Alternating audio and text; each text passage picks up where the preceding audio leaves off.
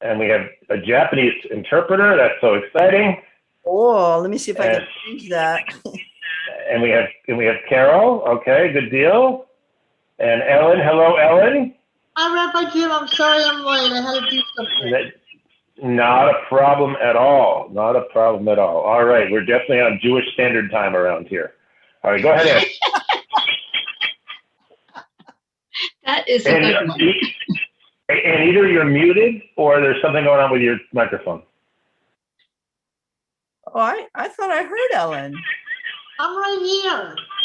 Not Ellen, Ann. Ann is trying to say something, but there's no sound. Ellen, unmute yourself. Me? No, I don't think she's muted. I think there's an issue with her microphone. Oh. Yeah, and there's some kind of echo. Yes. I think there's something else going on that's interfering. Oh, but obviously Ann has a ringer with her today. Mayim, are you going to read your portion in Japanese? Rabbi Jim, No. can you hear me? It's enough to learn Can you hear me, Hebrew. Rabbi Jim? Say it again, Ellen. Can you hear me, Rabbi Jim? I can. Wow. And here's Fred. All right. Hello, Fred. Hi. Good morning. Good morning. Good morning. Hi, Good Fred. morning. All right. So Ann, when you figure out your audio, we'll come back to you. So just let us know. Jim, All right, there's a great. lot of So feedback. You got to get rid of that. Checking my radio to make sure.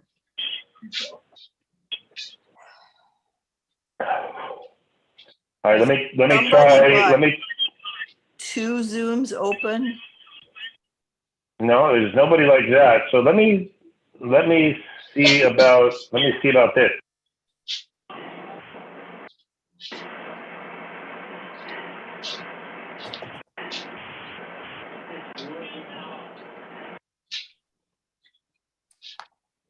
While we're working on that, I'll just say I'm so looking forward to going to the mikvah next week with you and Ellen, right? We're the 3 of us going together? Yes. So Yes. the question How about that I have now? is what day? It's going to be Friday. But before we deal with the mikvah, can people hear me better now? Yes. Okay, great. All right. All right, great. We will try this. All right. So hopefully Ann will be able to figure out what's going on, and so let's get started. So the first thing to say is that I have put together with Rachel the liturgy for the day. So I'm going to send you all a copy of that and the relevant pieces. Now, who here does not have a copy of the Lev Shalem? Is there anyone who? Oh, don't think Fred has it. Okay. Does everyone else have one of those Sidors? Okay, great. Do not. You don't. Okay, so Kent and Fred, I will send you the relevant. I don't either. You have it, Ellen. It's the one I gave you, the red one. Oh, the sitter, that one, yeah. Yeah. All right. I copied some of the pages that you sent me in the PDF, but I didn't want to copy out the entire book. Exactly. The red book. The red book, Ellen. The red book. So Kent, if you still have the PDF on your hard drive, then you can. You still have the hard drive. It's on your hard drive. You can download it. Theoretically, yeah. I'll dig for it. I think it's there. Yeah, great. And if not, you'll just let me know. Absolutely. And Fred, I will send you. I will send to you and Donna the relevant pages so that you can practice. When you're here, you'll have a book in your hands. But for practice, you can look at the sheet. So we don't need to bring books with us. No, you shouldn't need to bring a book with you unless you've marked up your book and you want to have your own personal copy. Okay. If anyone needs one, since I'm not going to be speaking Hebrew, I have mine here and I can bring that. It's for okay. I somebody. went to Hillel and got another 20 copies or so, so we should be fine. Wow. So we should bring ours, you said. No. You No. don't need to, but if you're a CCBnik, I would say bring it, because it's not a hassle to bring. If you're coming from, if you're coming in your car or whatever, there's no reason to bring it. All right, so there is like a radio on somewhere. Does someone have a radio on? It's very strange. I checked mine and they're Okay, no, both it's not on. Yeah, and Yeah. can we hear you now? I wanted to see if you can hear me now. Yes. This was my grandson, the about to be new graduate. Oh wow! Oh, Amazing. This is Toby. Hi, Toby's Toby. listening. Hello. Nice to meet Know you. Tobias.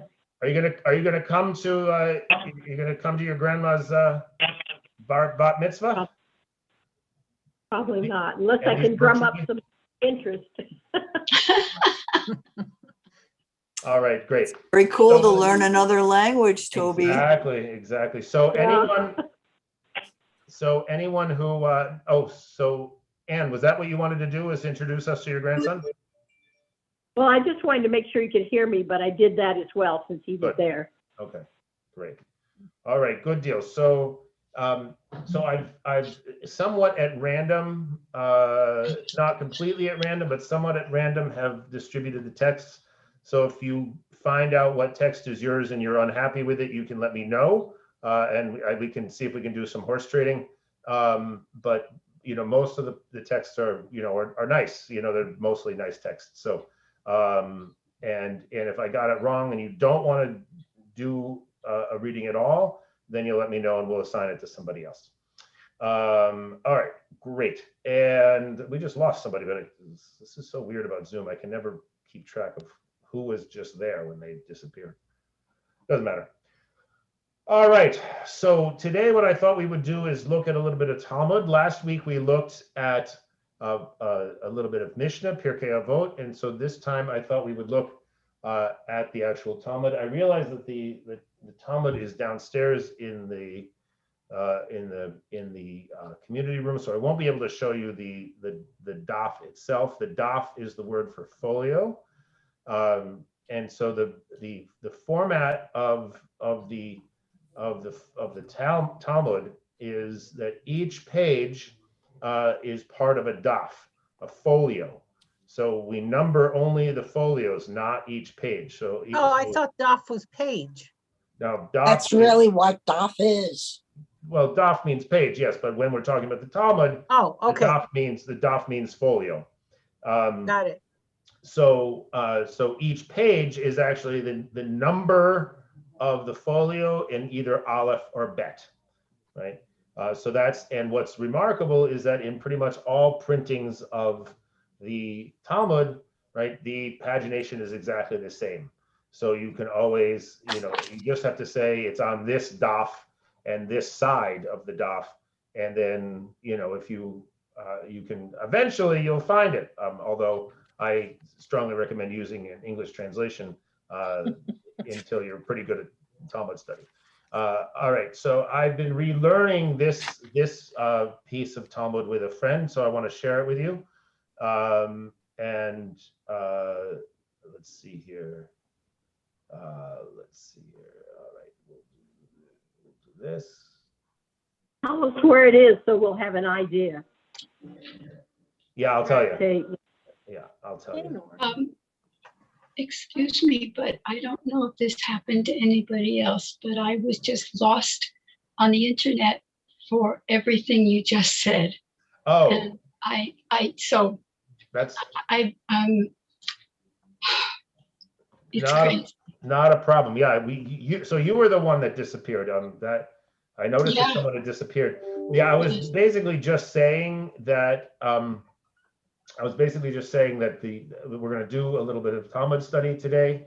I'm going to send, but before that, I said that I'm going to send you the liturgy, the list of liturgy, and your assignments. And so feel free to be in touch if you have questions or concerns. You don't like what I chose for you, so on and so forth. So we're going to look at a page of Talmud. Unfortunately, that page is downstairs on the first floor. I'm on the 9th floor, so we are not going to actually look at the page itself. But each page of Talmud is part of what's called a daf, which is a folio. Daf in regular Hebrew means page, but in Talmudic Hebrew it means folio, which is both sides of the page. So each page has 2 sides, aleph and bet. So the structure of the Talmud is that it sort of sets itself up as an extended commentary to the Mishnah. So we discussed the Mishnah last week, right, as being a whole series of orders of categories, and within each of those categories or orders, there are a series of tractates. Webbings is actually one way of thinking about it, right? It's a very textile sort of kind of a notion. And within those, right, what we have is always the beginning. The first page is always number 2, right? You always start on daf bet, right? There's no daf aleph, there's only daf bet. Daf aleph is like the title page. So daf bet is the second page, and we always start with Mishnah, right? So a certain amount of the Mishnah is included, right? And then we have what's called Gemara, right? Which is sort of the study of the Mishnah. So what I like about this little piece that I'm going to show you is it demonstrates, right, that on one hand, right, yes, the Talmud is very concerned with what the Mishnah is, but it's not limited to that at all. So let's go. So first of all, I'm going to show you the Mishnah. So here's the Mishnah. So the order of seeds, zeraim, right? Barachot, that's the one that we're going to be looking at. Barachot is the word for blessings. All these other ones have to do with agricultural stuff, and there are no Gemaras on those categories. Moed means time, right? Fixed times, so it has to do with all of the various holidays and so on and so forth. Okay, Nashim has to do with women, right? So Nashim is the word for women. So this one has to do with all kinds of family status issues. Right? Nizikin is torts, right? Damages, right? So everything. This is the sort of the legal code part of it, right? What we would think of as legal code. This is sort of family law. This is law, tort law. Okay, and kodashim, right, means holy stuff. This is about the sacrifice system, right? All the various types of sacrifices there are. And then finally, taharot, right? This has to do with priestly purity, right? With ritual purity. All the various ways in which we can become ritually unfit to participate in the sacrificial system. Okay. All right. But we're going to start up here in Brachot. All right. And we're going to go to Mishnah. We're going to go to chapter. Each chapter is called. So the Mishnah is the title, right? Each chapter is called a parak, and then each individual item is called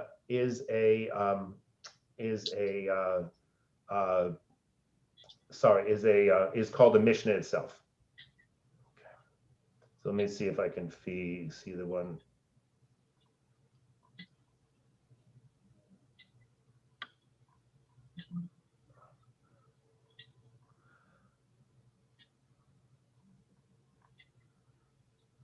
Okay, so so Mishnah 4, right?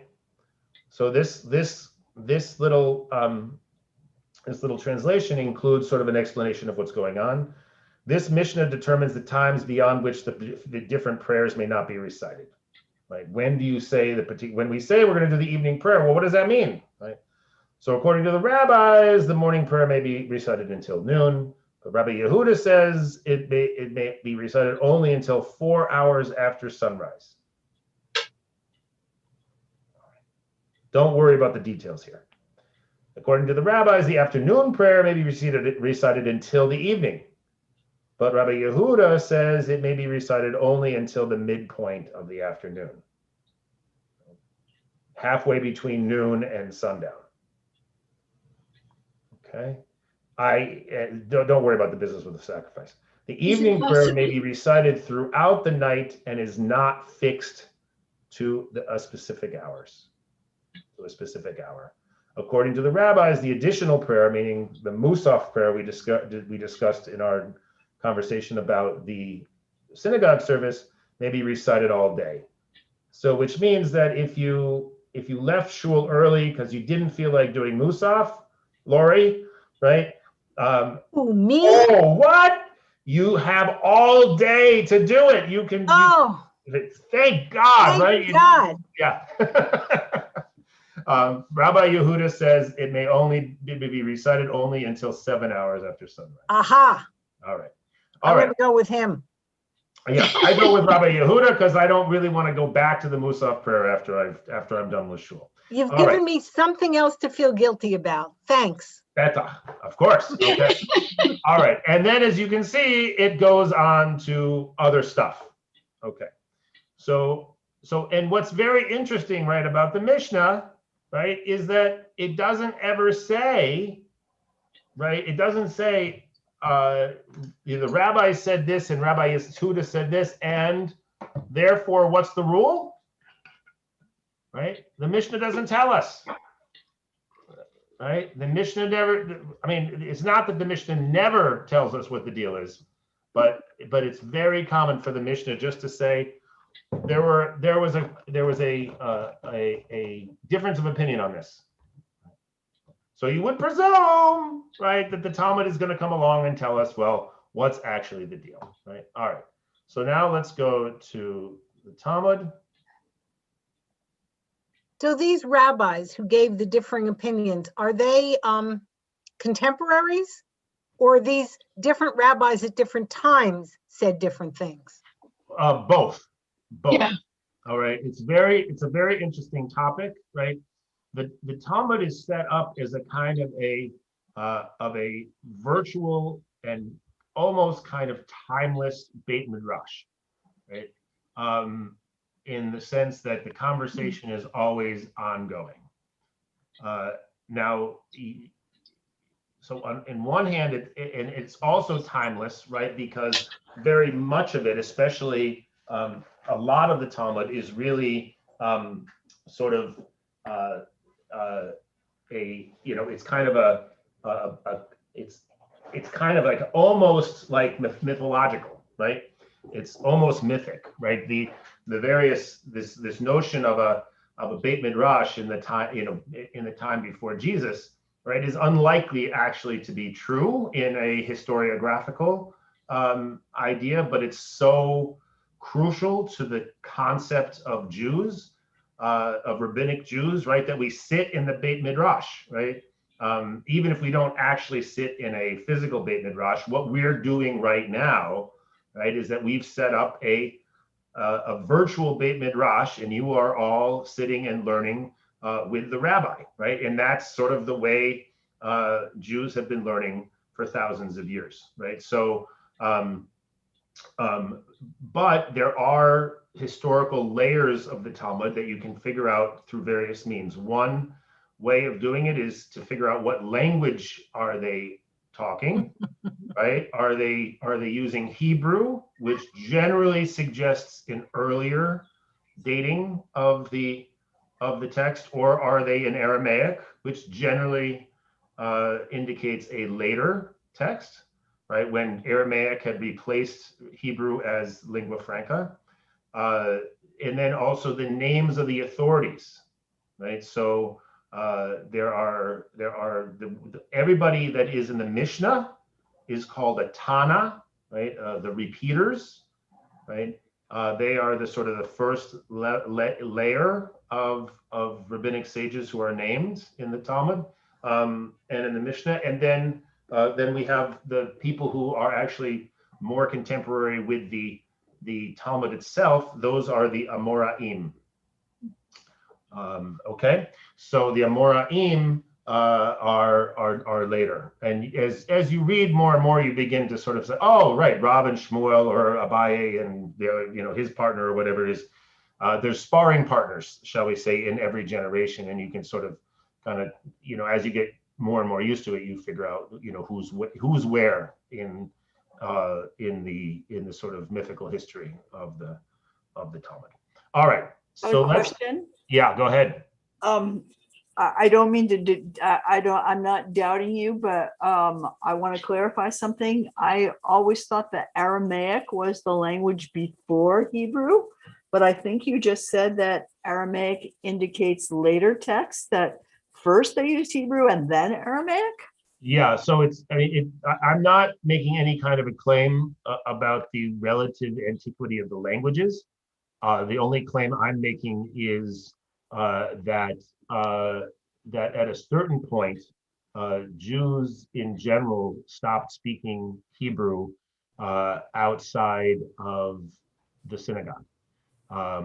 It became a holy liturgical language, which is not to say that people didn't write in Hebrew, right? They would write in Hebrew. So there are certainly late texts that are in Hebrew. But the lingua franca at the time, say, of Jesus, right, was beginning to move towards Aramaic. Okay, spoken and written. Yeah. Right, exactly. Okay. And actually, what's interesting is that one of the ways in which Hebrew is later than Aramaic is that the Hebrew alphabet that the printed Hebrew alphabet that we use today is actually the Aramaic alphabet. The Hebrew writers adopted that alphabet. The older Hebrew alphabet is different, and I don't know it, so I wouldn't be able to read texts that are written that way. All right, so you can see here that in the Talmud, right, so I said Talmud Bavli. Last time I said, right, there are two Talmuds, right? The Bavli is the Babylonian Talmud, and the Yerushalmi is the Jerusalem Talmud, right? As you can see on Sefaria, as well as just in general, the default when you say Talmud is Talmud Bavli. So you can see, as I said, right, Seder Zeraim, I said there were all those tractates having to do with seeds and agricultural issues. None of them has a corresponding Gemara except for Brachot. So that's the only one included. That's the only one that's included in the Talmud. Seder Moed, you see, is much larger, right? Nashim has all of the ones. Nizikin, I think, has all of them, and Kodashim has a lot of them. But Taharot, right, all the business about purity, the only one that remains is Nida, right, which is the purification, the ritual purity of a woman after her menses. What, just the cup, the sink, and the toilet then? Okay. All right, great. So we are going to go to Brachot 28a. Is it 28a? I forget. This is why I actually like to have an actual daf, because you can always find it. When it's like this, you don't always know when it is. Okay. All right. So actually, we're going to go back a little bit. Actually, we'll do it this way. All right, so chapter 3, right? Remember I said chapter 3. So the beginning of chapter 3, we have the Mishnah, right? And then we will have a whole bunch of other stuff, right? Right. So the Mishnah is put this way, right? With a mem taf here. Okay, and then the Gemara will start eventually, and we see a Gemara starts with a gimel mem. Okay, so we'll go back to let's see, I think it's going to be 20. Boy, it isn't 23.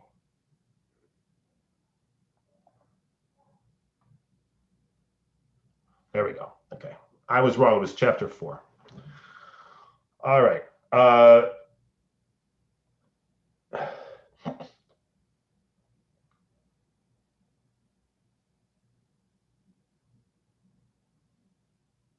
All right, so here we have, right, this is familiar from what we just looked at before, right? So number 12, the evening prayer may be recited throughout the night and is not fixed to a specific hour.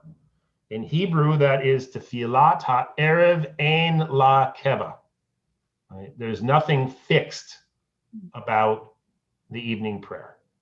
So one thing to remember when you're reading translations of the Mishnah, right, is that part of the point of the Gemara is that we don't know what the Mishnah really means. And very often translations of the translations of the Mishnah will reflect not the original ambiguity, but in fact, they will reflect later consensus. So this might have to do, right, with not being fixed to a specific hour, right? But it might actually mean something else. So the Gemara is going to come and ask that question.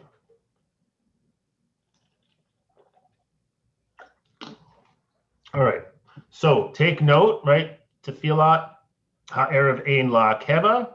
Right now we have the Gemara, right? And we're going to learn about the morning prayer and this and that and the other thing, a whole bunch of stuff, right? Then we're going to go down for a little while.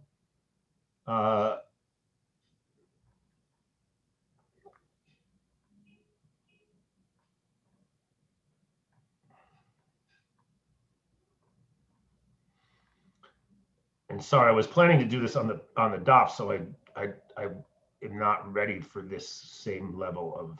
Okay.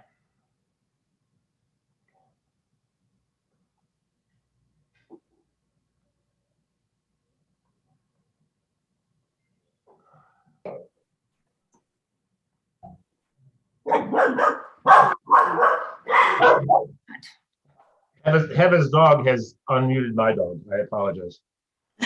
It's my dog. Oh, it's Helen's dog. Oh, sorry. I want to mute myself. I can't find. I'll do it. There you go. Okay. All right. Great. So now,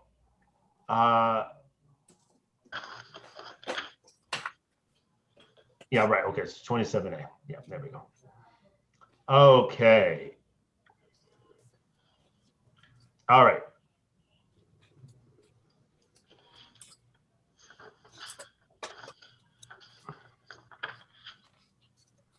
Imagine the rabbis all sitting there before the internet. Oh, I know. Well, that's the thing. It's actually we'll encounter a little bit about how that worked.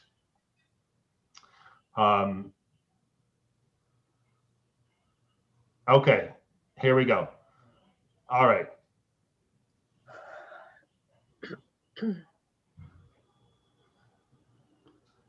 Oh no, still a little later. Sorry.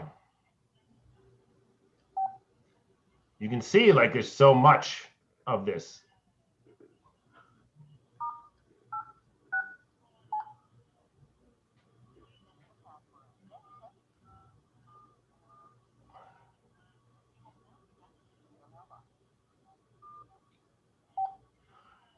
There we go. All right.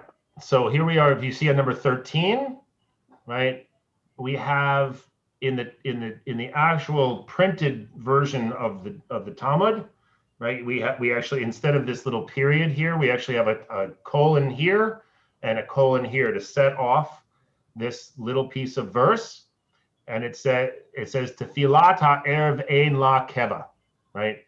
So they persist in this translation here. Right, the evening prayer may be recited throughout the night and is not fixed to a specific hour. But we see, right, that the Gemara is not assuming that, right? So the Gemara asks, "My ein la keva." What do you mean it's not fixed? What does that even mean, not fixed? Right? Yeah, it helps to sort of put on very overly expressive voices when you're talking in Talmud talk. It makes it a little bit more fun. All right, so it's fun enough as without it. So if you say that if one wishes, he may pray throughout the night, right, which is how we've been understanding it so far, then let the Mishnah teach that explicitly, right? Be explicit about it. Don't beat around the bush and say, oh, it's ein la keva, which doesn't mean anything, right? The evening prayer may be recited throughout the night. So rather tell me then, what does it mean that it's not fixed? So this is called, this person who's talking right now is called the stam, sort of like the MC of the anonymous narrator of the Gemara. It's called the stam. Okay. So now he's going to say, well, actually, it's in accordance with the opinion of one who said the evening prayer is optional. Right? It doesn't mean not fixed as opposed to time. It means it's optional, meaning you don't have to do it. As Rav Yehuda said, that Shmuel said with regard to the evening prayer. Rabban Gamliel says it is obligatory. Rabbi Yehoshua says it is optional. Abaye said the halacha is in accordance with the statement of the one who said the evening prayer is obligatory. But Rava said the halacha is in accordance with the statement of the one who said the evening prayer is optional. So what do we have here? Okay, we have Yehuda and Shmuel, who are sort of middle time people, Amoraim, right? Talking about Gamliel and Yehoshua, who are Tanaim, the first layer, right, of the sort of first generation of the great Talmudic scholars, right? And they don't agree, right? And who else doesn't agree? Abaye and Rabba. Abaye and Rava are the latest of the Amoraim, right? They're the ones that come the latest in the timeline, right? So this is an issue, a question about the evening prayer that was never resolved. All those years, all those centuries, and no, they could never come to an agreement. Oh, it is obligatory. Oh, it is optional, right? So as you might imagine, this causes a fair amount of consternation. Right? So, but also if it's not fixed, and you're saying that not fixed means that there's no time constraints on it, but there sort of is, because you have to have finished the afternoon prayer before you say the evening prayer, don't you? Well, that's a great question, right? And of course that will come up. Eventually it'll come up. And if I recall, right, the answer is if you miss the cutoff, right, then you've got to you do in some, I forget, it's very complicated. Sometimes you do the next prayer twice, and other times you go back and you do the old one, the one you didn't do, even though it's not on time. It's there's a reason why we have this sort of Talmudic logic, right? And the reasoning, right? It's like the reason I do crossword puzzles, right? It can keep your mind very sharp as long as you can keep the thread straight in your head, which I can't. So, but for someone for the simple person, the average person who is looking for guidance, I want to be a good Jew and I want to say the required prayers. Just tell me when to do them and I'll do them. Right. Okay. So that's great. That person isn't going to get an answer other than it depends. Right. And that person would not, and pretty much nobody, I would say, goes to the Talmud for that kind of an answer. Right. That's not what the Talmud is about. Right. The Talmud is about process. Right. It's about logical, what they call pilpul, sort of back and forth. Right. It's about the game, right? We'll see later how the rabbis characterize themselves, right? It's about the fun of the argument, right? If you want an answer, you don't go to the Talmud, right? You go to a code, right? You go to Maimonides or you go to the Shulchan Aruch, right? And you go to the relevant place and it says, oh my God, I forgot to say Mincha, the afternoon prayer, before and now what do I do, right? And in there, you'll find an answer, right? You'll find an answer. But you're not going to find that kind of an answer necessarily in the text of the Gemara. All right. So again, and so hopefully you're beginning to get a sense, right, that Jews. So the Gemara is sort of like an open argument.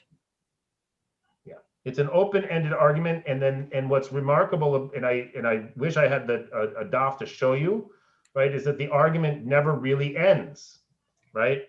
So we have Rashi on one side, right, explaining some stuff. Then we have what's called Tosafot on the other side, which is actually trying to identify conflicting opinions and trying to make them all fit together, right? And then each, depending on the edition of the Talmud, right, there are, more and less voluminous editions that add all kinds of commentary, right? The commentary is endless, right? The commentary is endless. So right? if you take away the word rabbi in here and just put in lawyer, this is what lawyers do all day long. Right. Very, very common, right? Very, very common. Which is why we have so many lawyers and judges that come from our tradition. Right. They're right. It's not completely due to politics, right? That the Supreme Court has 6 Catholics and 3 Jews, right? It's those are traditions. Catholicism and Judaism are tradition with a long and very distinguished tradition of legal systems within a religious community, religious civilization, right? It doesn't exist to the same level in Protestant churches, right? So that's it's not a mistake. All right, let's keep on going because this is a long text and we can go all over the place very easily. I want to get through as much as we can. Yes, Kent is absolutely right. Exactly right. Keep the questions coming, right? Sometimes we do need answers, right? So we have a code, but those answers are always contingent, right? They're always somewhat temporary, right? They're always open to potential revision. All right, so the sages taught. Now, this is what I love, among other things about the Talmud, right? Is that now we've determined that this is a disagreement, a machloket, a very important word in Judaism, a machloket, right? We have a disagreement, right? And so there's really not that much more to say from a legal perspective about this. So let's tell a story. So halacha. Oh, that's a great question. So halacha is the path, right? How you walk, right? So it is often translated as Jewish law, right? But it isn't actually like canon law or like the legal code in the United States, right? It's much more about what is our practice, and that's why it's actually okay, right? Well, we'll see. Is it actually okay, right, for different rabbis to have different interpretations of the halachot, right? And that is one of the questions that I think is being raised by the story that we're about to read. All right. So Tanu Rabbanan, that means this is an old story. This is an old story. Now there are pieces of it that are in Aramaic. So maybe not the whole story is an old story, right? Maybe, who knows? I'm not enough of a textual scholar to know, but I do know when I run into Aramaic because I need to start looking up words, right? Because not all the words are the same in Aramaic and Hebrew. All right, maaseh, a maaseh. Let's tell a story. Let's tell a story. A maaseh. You might have heard the word in Yiddish, a maisa, right? That's a maaseh, is a maisa. Okay. All right, there once was a student. Right. There was a story about Talmid Echad. There was one student, right, who came before Rabbi Yehoshua. Right, Rabbi Yehoshua. Who is Rabbi Yehoshua? He's the one who says that the evening prayer is optional. Yeah, you've got to be careful with liberal and conservative in this context. But yeah, okay. I was being a little bit snarky. I think you were. But just in case people didn't catch Lori being a little bit snarky, often people use stringent and lenient. I'm not sure that those are actually accurate either, but whatever, you got to have some way of sort of figuring it out. Okay, so Rabbi Yehoshua says, we know that he's the one who says that it's optional, right? The student said to him, is the evening prayer optional or obligatory? What did Rabbi Yehoshua say? It's optional. It's optional. Okay. So this little worm, the same student making all kinds of trouble, goes before Rabban Gamliel. And he said to him, is the evening prayer optional or obligatory? Rabban Gamliel says, it's chovah. It is obligatory. The student said to Rabban Gamliel, but wait. Of course, he's completely innocent in this, right? He has no idea to maybe make a problem. He's not trying to make trouble here, right? But didn't Rabbi Yehoshua tell me that the evening prayer is optional? Rabban Gamliel said to the student, wait until the masters of the shields enter the study hall. Okay, so here we have a helpful gloss, a reference to the Torah studies who battle in the war of Torah, right? Very interesting how the rabbis think of themselves. They think of themselves as gladiators, right? Fighting the intellectual battles, right? So it's very, there is a on one hand, they're serious about this, right? About how important this question is. On the other hand, I think they have a little bit of a tongue in cheek, wait until, we're gonna compare ourselves to being gladiators, right? To being warriors. Jim, so Yeah. if the same student went from rabbi to rabbi, either looking for the answer he wanted or stirring up trouble. One or the other, I guess, right? Does that mean that someone who has a halachic issue or some issue that they need dealt with, they can go from Beit Din to Beit Din until they find one that agrees with them? Great point, Lori, right? One of the great principles of Orthodox Judaism, right, is not to ask your rabbi the question you don't want to have an answer to. Well, that's true in life. It's true in life in general, but it's especially true, right? If you don't like davening in the evening, right, don't go ask to a that rabbi question. who's going to tell you have to daven in the evening. Right. So my son, who's trained as a litigator, always said you never ask a question you don't have an answer for. Exactly. I mean, you have to know the answer before you ask the question. Exactly. Right. So again, right, we don't know from this text. I'm sure there's all kinds of commentary back and forth, right? Is this student naive or is this student conniving? Right? We don't know. Right? We don't know. We'll see. Okay. So what happens when the masters of the shields entered, right? Which is presumably like all the big rabbis came together in a big room to have a big fight. It's sort of like esports, right? Where you get together in a big arena to watch people play video games, right? It's like a spectator sport here, right? All right. The questioner, that same guy, right? The questioner, the same student, stood before everybody and said, is the evening prayer optional or obligatory?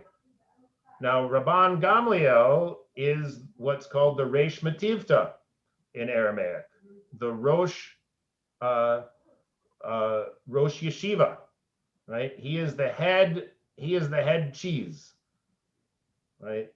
So presumably he is where the buck stops, right? Everybody can have their own opinions until Rabban Gamliel has expressed his opinion, and then that's it. Right?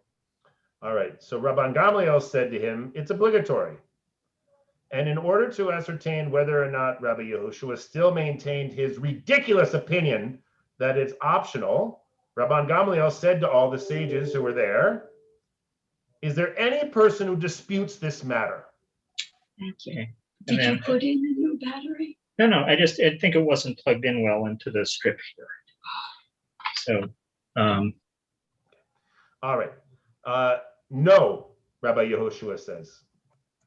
So Rabbi Yehoshua sort of wimps out. Right? He's not going to have this. He doesn't want to have this fight. He doesn't want to have this fight. He says, no one disagrees. And my study partner asked me an interesting question about this. Why does he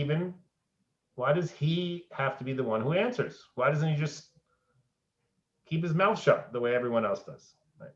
Interesting question. Okay, so it says here, it gives a reason. It might actually be the reason or it might not be. In deference to the Nasi, right, and to the guy in charge, he did not want to argue with him publicly. Right? And here, at least this time, it acknowledges that this is a commentary, written by whoever this guy is. Rabban Gamliel said to Rabbi Yehoshua, "But was it not in your name that they told me that the evening prayer is optional?" Caught you, right? Caught you, Rabbi Yehoshua. You thought you were going to sneak by without getting into trouble with me, but you fell right into my trap. Right? Rabban Gamliel said to Rabbi Yehoshua, "Stand on your feet and they will testify against you." Right? Who's going to testify? That Talmid Echad, right? That's causing all the trouble. So Rabbi Yehoshua stood on his feet and said, if I were alive and the student were dead, the living can contradict the dead. And I could deny issuing that ruling. Now that I am alive and he is alive, how can the living contradict the living? Right? Now, this is very interesting, right? Because he's actually raising a point, right? Which is that you really can't be convicted in a Jewish court of a wrongdoing unless there are two witnesses. So in a sense, this really is inadmissible testimony. So it's interesting that Rabban Gamliel, who presumably would know that, right, is going to the lengths that he will go. So I have no choice now but to admit that I said it. In the meantime, Rabban Gamliel, as the Nasi, was sitting and lecturing, and Rabbi Yehoshua all the while was standing on his feet, because Rabban Gamliel did not instruct him to sit. He remained standing in deference to the Nasi. This continued for some time until it aroused great resentment against Rabban Gamliel. And all of the people assembled began murmuring and said to Chutzpit, the disseminator, very nice, disseminator, the Targuman, the Chutzpit, Hatarguman, stop, right? Stand up. And he stopped, he stood up. So who is this guy, the disseminator? He's the loudspeaker, right? Before we had little plastic boxes and wooden boxes that would make a lot of noise when we talk into a microphone, right? We had guys who would do this, right? Is that the derivation of the word chutzpah? That's a good question. I don't know. This is a guy's name. Yeah, I know. So it might be. I don't know. That's a great thought. But very interesting, right? That all he's doing is talking at the top of his lungs, right? So that everyone can hear all the pearls of wisdom from Rabban Gamliel, but he gets shouted down by the group. And the Gemara relates that in their murmuring, they said, how long will Rabban Gamliel continue to afflict him? Right? Meaning Rabbi Yehoshua. Last year on Rosh Hashanah, he afflicted him. Right? Rabban Gamliel ordered Rabbi Yehoshua to come to him carrying his staff and bag on the day on which Yom Kippur occurred, according to Rabbi Yehoshua's calculations. Right? Another famous story. Regarding the firstborn, in the incident involving the question of Rabbi Tzadok, he afflicted him just as he did now and forced him to remain standing as punishment for his failure to defend his differing opinion. Right? Very interesting. Joshua doesn't want to have a big fight, right? And Rabban Gamliel conceives of himself as this great gladiator of Torah, right? He wants to have the big fight so he can destroy, Yehoshua's opinions, right? And instead, Rabbi Yehoshua is just content to let Rabban Gamliel carry the day without a fight, right? So we can sort of think about the various motivations, so on and so forth, right? So it was agreed. Oh wait, here too he is afflicting him. Let us remove him from his position as Nasi. So we're gonna depose him, right? We're gonna depose him because he's a mean and rigid guy, and we don't like that, right? And so it was agreed, but the question arose: who shall we establish in his place? Shall we establish Rabbi Yehoshua in his place? The sages rejected that opinion because Rabbi Yehoshua was party to the incident. Appointing him would be extremely upsetting for Rabban Gamliel. Shall we establish Rabbi Akiva in his place? The sages rejected that option because Rabbi Akiva, who descended from a family of converts, would be vulnerable to being shamed for his ancestors. Unfortunately, I don't think in many parts of the Jewish world we haven't come very much farther than that, but that's another story. Perhaps due to Rabban Gamliel's resentment, he would cause him to be divinely punished as he lacks the merit of his ancestors to protect him. So the Talmud also ascribes to the rabbis often quasi-magical powers. Right? They can, they're afraid here, right, that Rabban Gamliel would turn into Voldemort. Rather, suggested the sages, let us establish Rabbi Elazar ben Azariah in his place. His outstanding characteristics set him apart from the other candidates. He is wise, rich, and a 10th generation descendant of Ezra. The Gemara explains he is wise, so if Rabban Gamliel raises a challenge in matters of Torah, he will answer it and not be embarrassed, right? Unlike Rabbi Yehoshua. And he is rich, so if the need arises to pay homage to Caesar's court and serve as a representative of Israel to lobby and negotiate, he has sufficient wealth to cover the costs of long judges, taxes, and gifts, otherwise known as bribes. And he too is able to go and pay homage. And he is a 10th generation descendant of Ezra, so he has the merit of the ancestors, and Rabban Gamliel will be unable to cause him to be punished. They came and said to him, would the master consent to being the head of the yeshiva? He said to them, I will go and consult with my household. And we discussed this on Wednesday. What does household mean? It means his wife. Okay. So he went and consulted with his wife. And I love the wife here. It's amazing what she says. She says, there's room for concern. Don't get your head turned, right? Perhaps they will remove you from office, just like they did Rabban Gamliel. He said to her, based on a folk saying, let a person use an expensive goblet one day and let it break the next day. So if he has the opportunity, let him do it for a day, and then he'll be deposed. He still will have been the Nasi. Right? She said to him, you have no white hair, and it is inappropriate for one so young to lead the sages. The Gemara relates that day he was 18 years old and a miracle transpired for him, and 18 rows of his hair turned white. The Gemara comments, that explains what Rabbi Elazar ben Azariah used to say, I am as one who is 70 years old. He didn't actually say I am 70 years old because he looked older than he actually was. All right, so we're going to stop there. The story goes on, and it's definitely worth reading. And if we have time next week, we'll finish it. Give me some feedback, thoughts. Hi, Terry. Reactions? Go ahead, Helen. Oh, Helen, you're muted.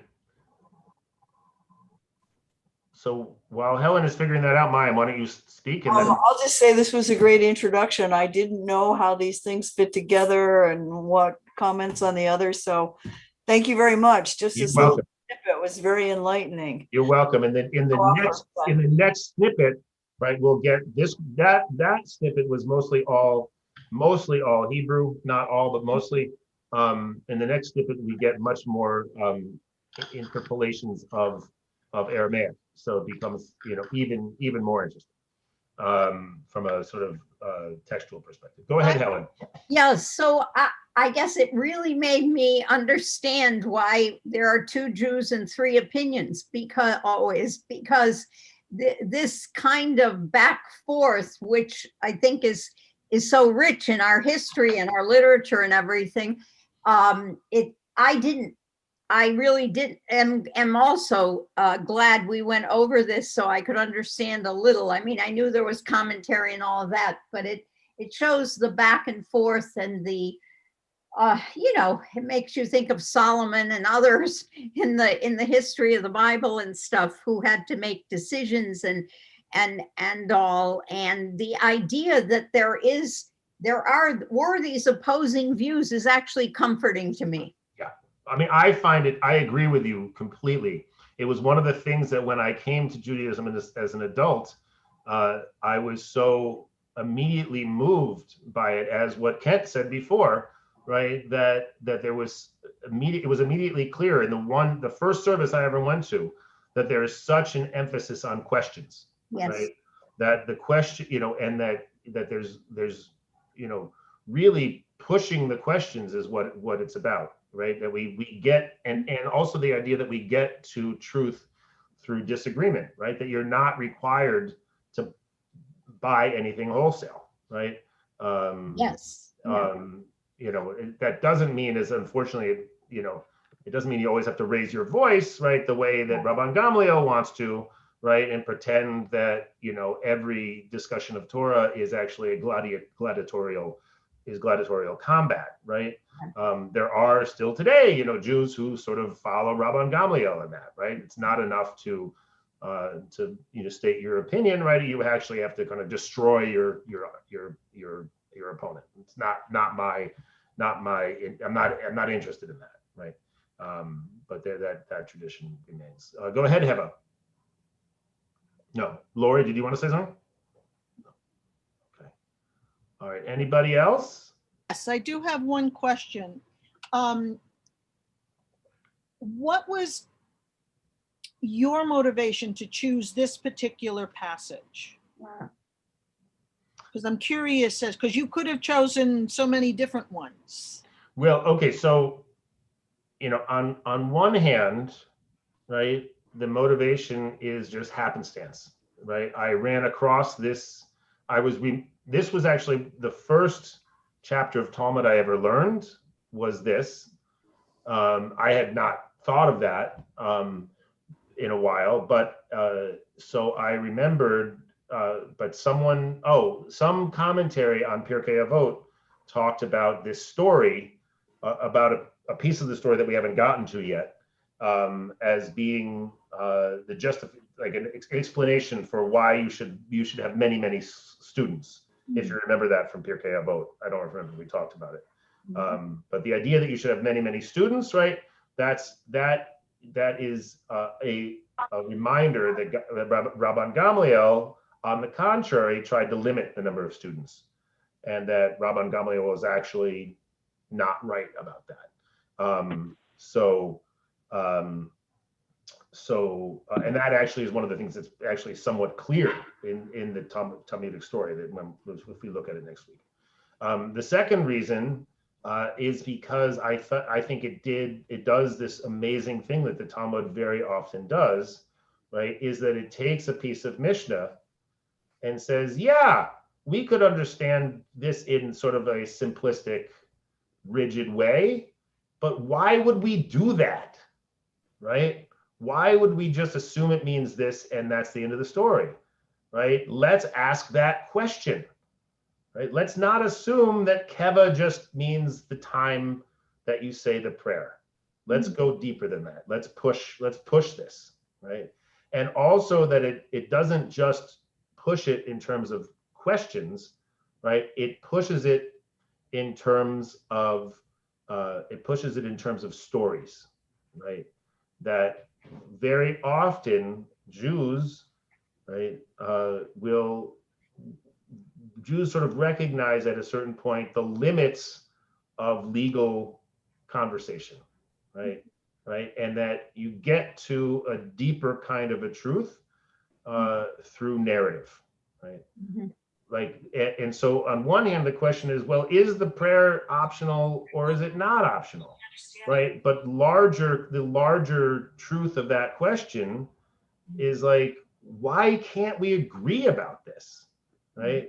Why is there such a status of never-ending disagreement in our culture, right? And that, so in a sense, that's one of the things this story is about. Yeah, go ahead, Ann. Oh, you're muted, Ann.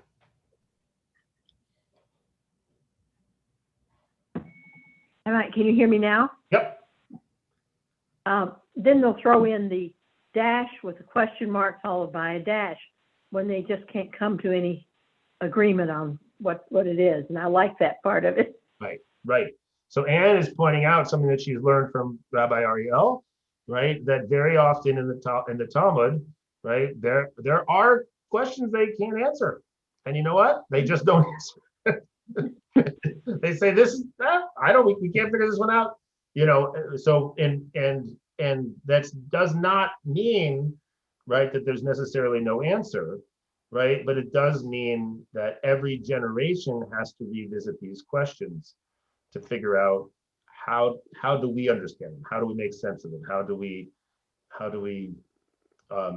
make it possible for us to have you know, somewhat consistent practice over time, and understanding, right, that there's going to be I think the Talmud understands that there is going to be religious evolution, right, in a way that most religious texts don't want to deal with explicitly. Right? Yeah, go ahead, Lori. So in other places, either in this portion or somewhere else, do they ever address the way people are treating each other? That Rabbi Gamliel is mean and nasty and, dare I say, exhibiting a holier than thou attitude. And Rabbi Yehoshua doesn't have the guts. Well, on the one hand, he wants to respect authority. Don't take that too literally, Lori, because that was in the non-bold. Right. So don't take that too literally. Right? So the second, you don't know his motivation, right? The second half of the sentence is, he loses stature in my eyes for not being willing to defend his position. Right, right, and it's very, so this is why we really need the sequel of this story, because some of this will be revealed next week, you know. But this is very, very true, right? That the Talmud is very concerned about, how we treat one another, right? Much of the Mishnah is very concerned with this, right? And some of it is in the form of sayings and you know, admonitions, and some of it is in the context of stories, right? We all know that people in authority often behave badly. We don't, I mean, that never happens in our country, right?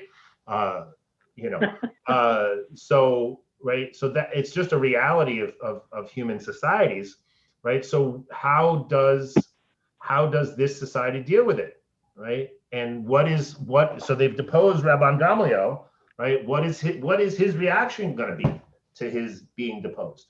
And you know, and again, don't be too fooled by the kind of very pious gloss that the regular printed words have in this edition of the Talmud, right?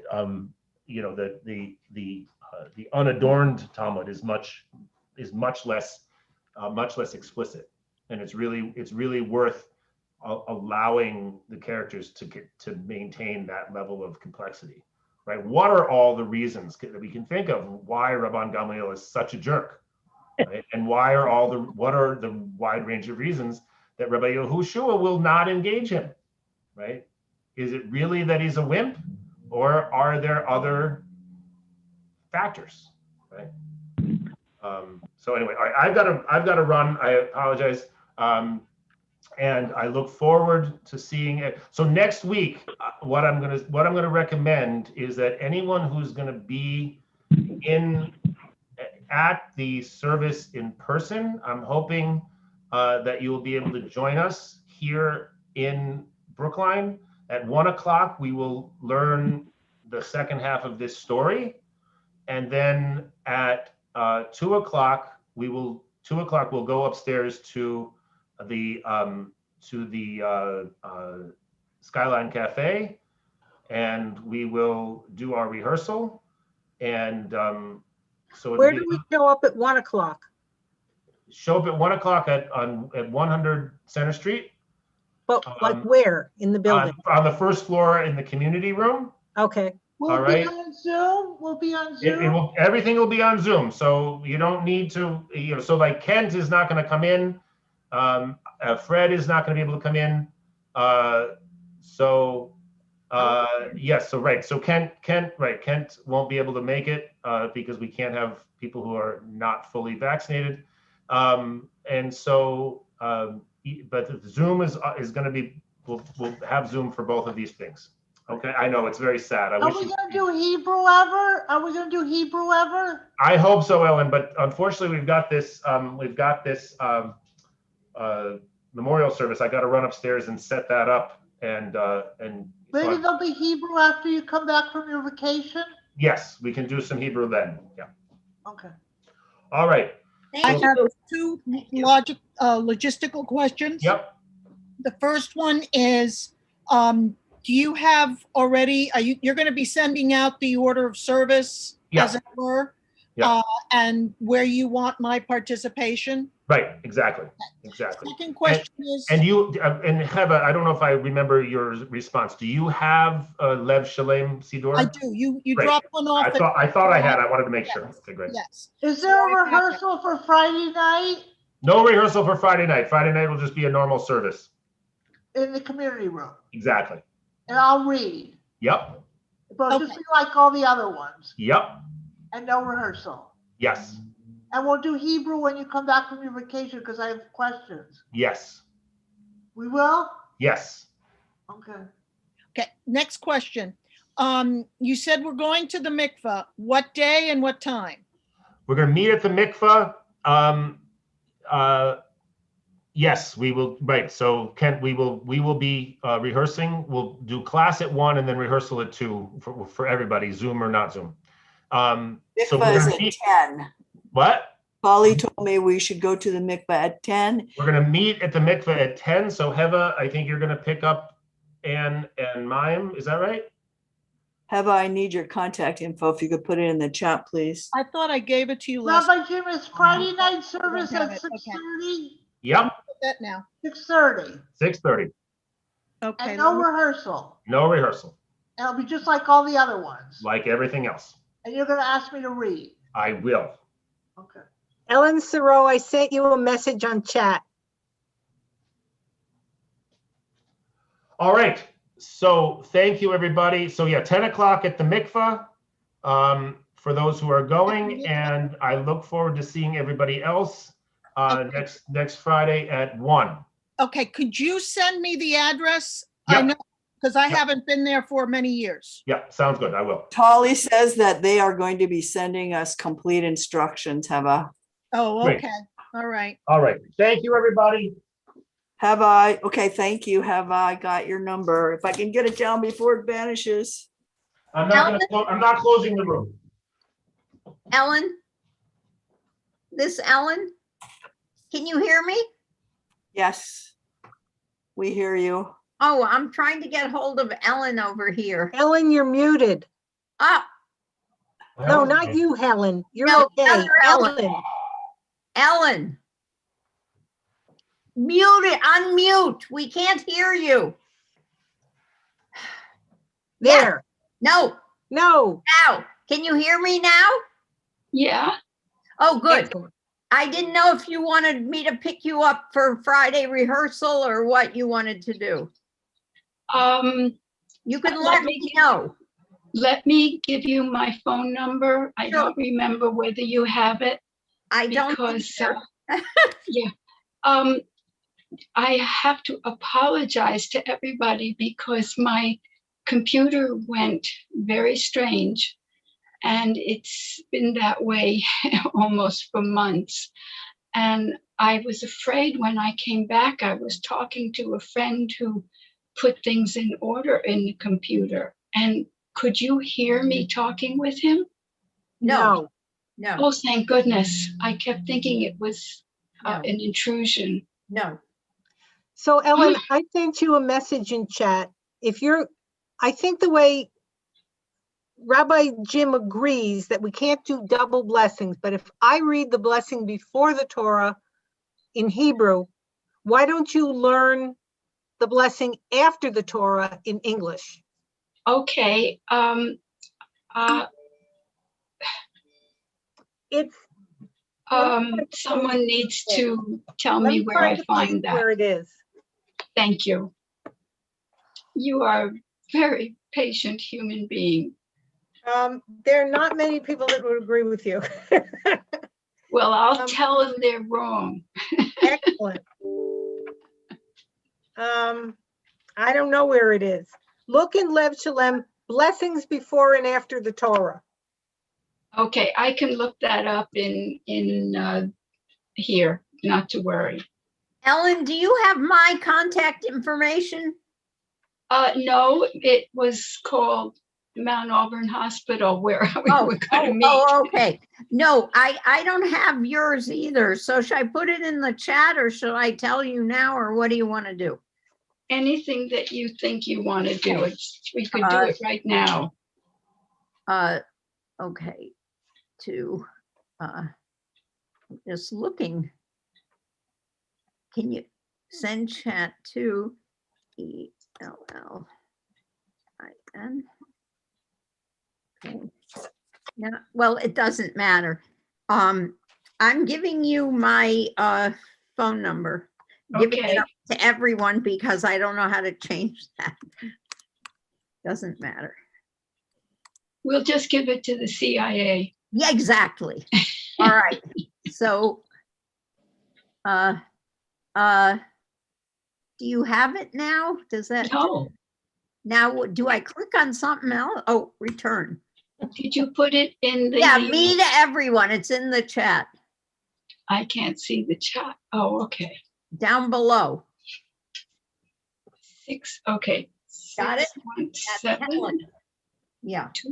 212 512-5155. So let me know some point if you want me to pick you up. Well, this is also pertinent to going the day of the. Yes. Do you realize that I have a rollator?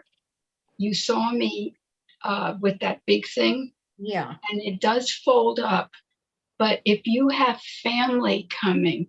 I just have my daughter, but can you climb up into a car that's a little higher off the ground? I believe I can. Because there's room in her car, but she and I will pick you up. Okay, but I don't want last minute things to intrude. I may make a taxi available to me. Listen, just in case. You can do that. Just call me, okay? And we'll talk through. Yes. Always. Yes. I'm with me. All right. Good Shabbos, everyone. Good Shabbos, everyone. Ellen, I will send you an email if I can find those blessings because I can't find it, or else email Rabbi Jim. Don't worry, I'll find it. All right. Yeah. Bye, everyone. Shabbat shalom. Shabbat shalom. And thank goodness he records all these things because I've missed last week and I missed this week. And it breaks my heart. Goodbye, everyone. See you next week. See you next week. Yeah. But tomorrow, I've forgotten. I'm pretty sure Rachel is going to be getting her, she'll be a rabbi. And I don't know if tomorrow Rabbi Jim gets his bar mitzvah. I'm not sure. Should be when everyone else is. You are all wonderful people. Thank you very much.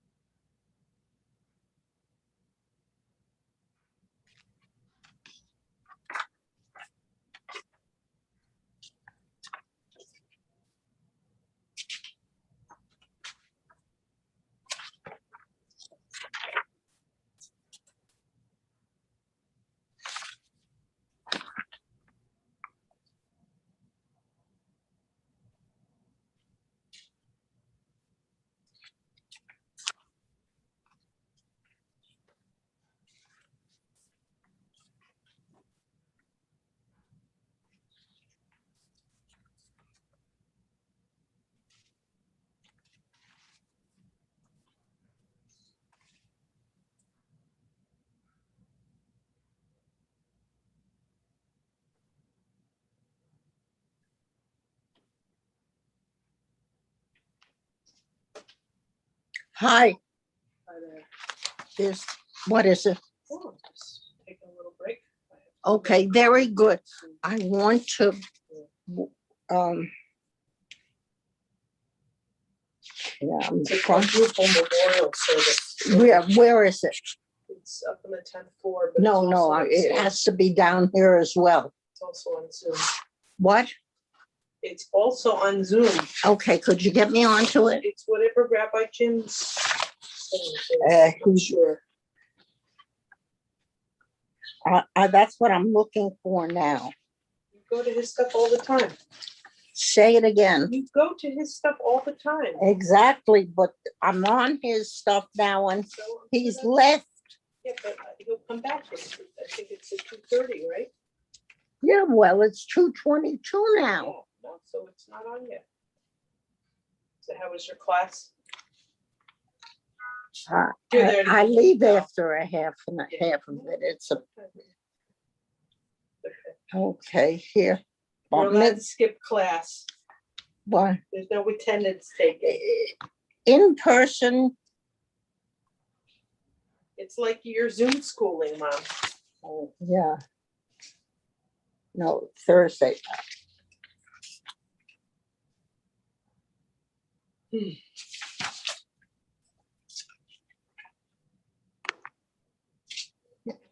See, I'm on time and Yeah, I know, but it's. Rabbi Jim doesn't know the meaning of Yeah, that. okay, but you know, this is a Could you- memorial ceremony and. he's I want to catching hear his what he has breath. to say. Right, he's catching his breath and he's not gonna, you know. Oh, come on. He doesn't do a goddamn thing anyway. Okay, you know what, just give him a break and he's pausing. And Jim I'm sure he'll Morgan. start. Yeah.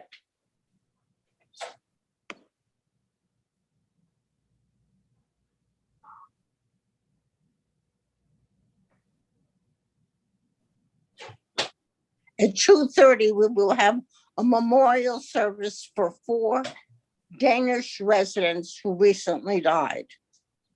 Thanks for joining early. I'm not turning it on yet.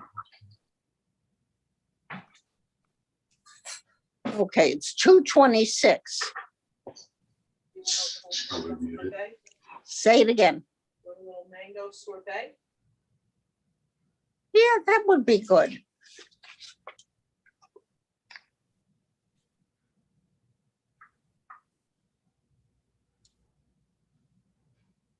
You're alive, you may as well live. Oh, absolutely. And Rick was coming to see Elaine, and I guess Becky and Hope picked up some food that Elaine had asked for.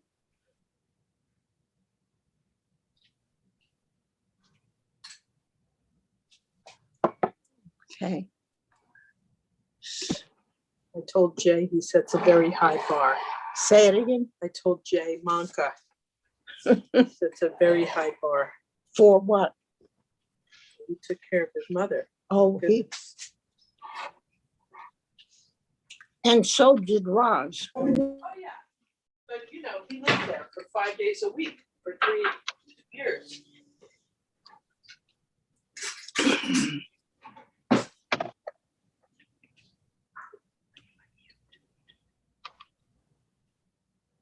Very good.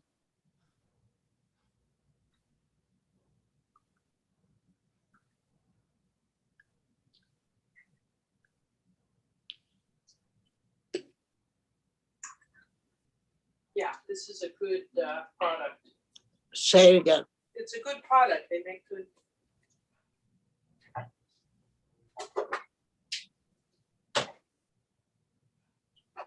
Oh, good.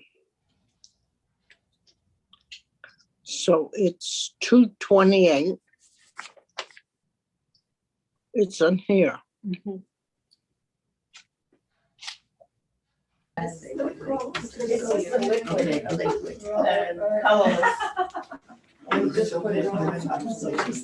I know.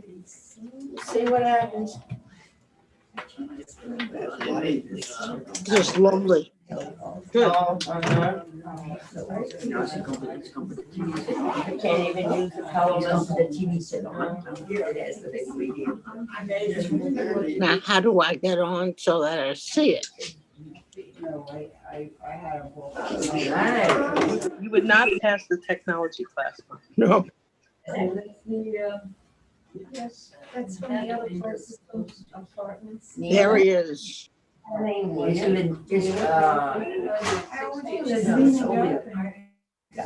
Yeah, it says Nina.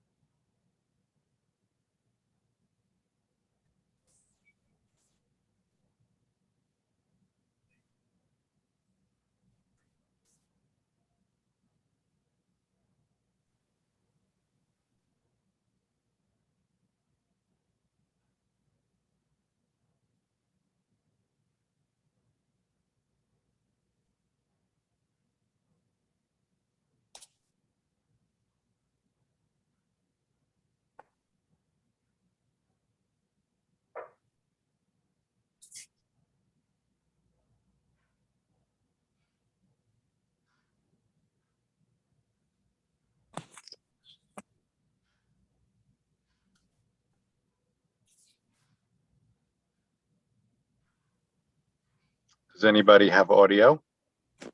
Yes. Great. Rounds, just go down the sink.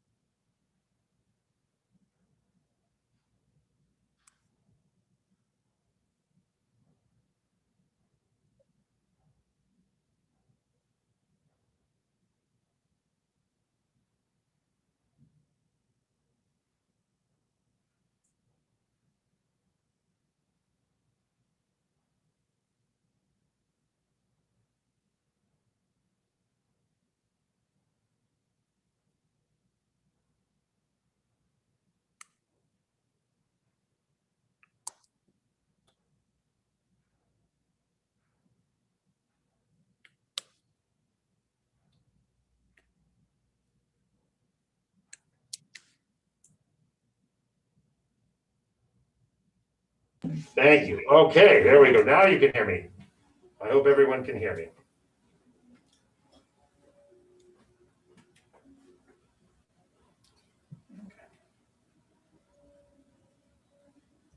Yes, we can hear you. Great. So my apologies for not having that working before. Okay.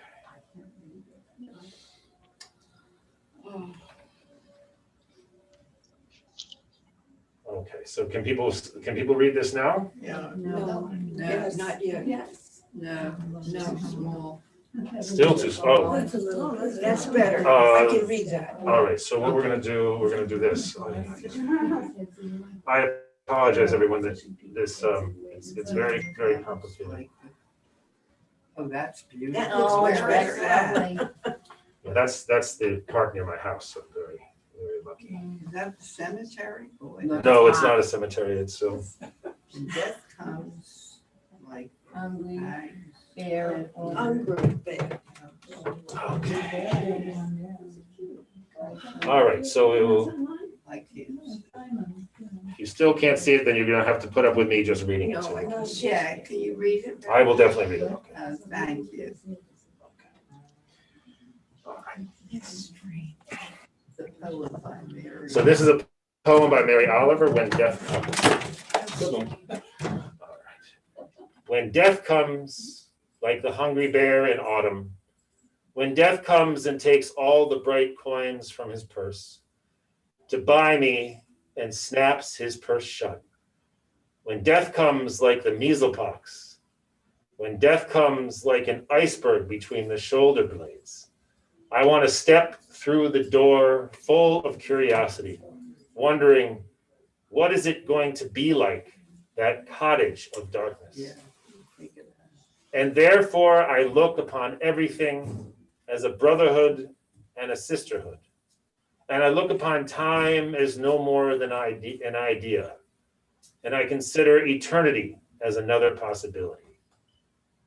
And I think of each life as a flower as common as a field daisy and as singular, and each name of comfortable music in the mouth, tending, as all music does, towards silence. And each body a lion of courage and something precious to the earth. When it's, they can't still, can people, excuse me. That's okay, no, that's just fine. All right, can people, oh, this, We can hear now, Jim. you can, oh, good, okay, great, thank you. All right, I'm gonna go back to this.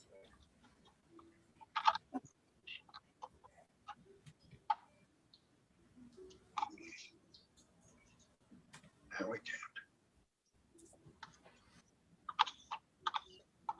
When it's over, I want to say, all my life, I was a bride married to amazement.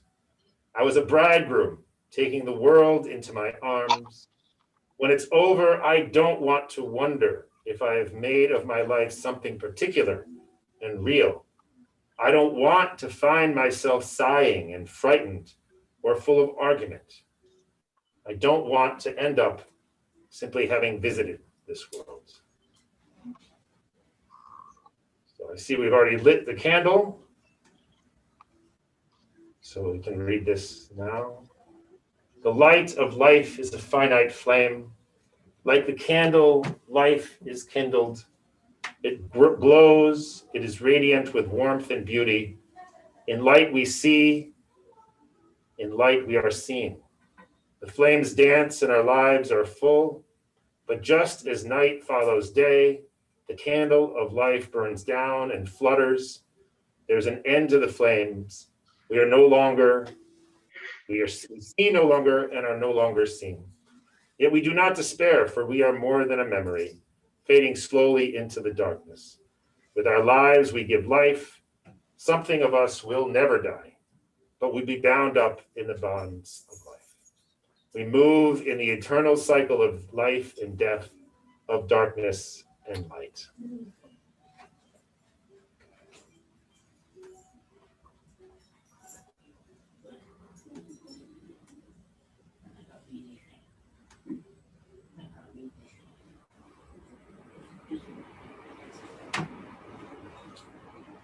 So we share today. Is there someone who can see the screen who would like to read? Anybody? Okay, that's I'm happy. Oh, go ahead, Rhonda. Thank you.